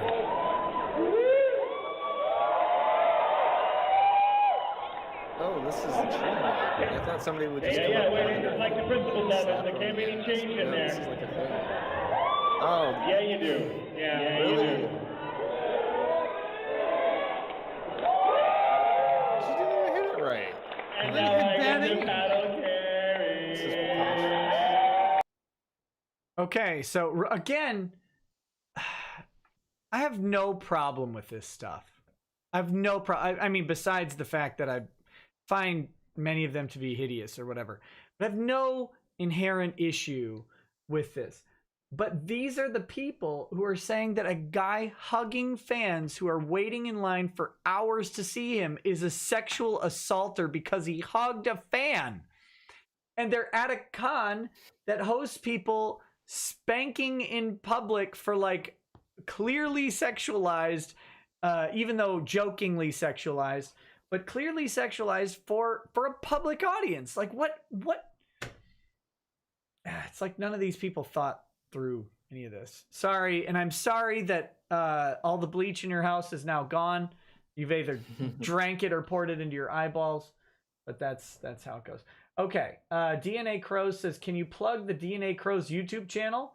Two brothers with opposing views. Thanks for shilling us, Daddy Law. Yeah, check out DNA Crows on YouTube. I don't know. Maybe their stuff's pretty good. Give it a look-see. If you like it, subscribe. Ichisinko says it's pronounced Omae e wa mo shinderu. Thank you. Forever229 says Japanese lesson for the day. Yeah. Forever229 says, how dare you stop when I verbally told you I wasn't interested in late night activities. Tank Theta says, Nick, I worry about doomers wanting to commit violence against progressives. I don't want that. I want to see liberty again. So why don't we have a solid pushback via law and massive social pressure? Law part because it's expensive. Massive social pressure, it'll get there. Just remember that the left can't meme, but the right can't organize. You know, the right has to catch up on that front. Nova Zero says, wait, Nick, did you say that Vic makes people a fortune when he comes? Obviously, no one would accuse him of having LUV with them. I get it. I get it. The Young E42 says, it's almost like a con, including as a guest, a popular voice actor who is both kind and generous to his fans is a good business decision. Yep. Someone retracted their statement, so I don't know what it was. Asphyxiation says, Null is the Overlord of Utah. Also, I didn't lie. Of Utah. Richard Wetfuss says, you be drinking wine only in your Bible streams? Yeah, there you go. Only wine.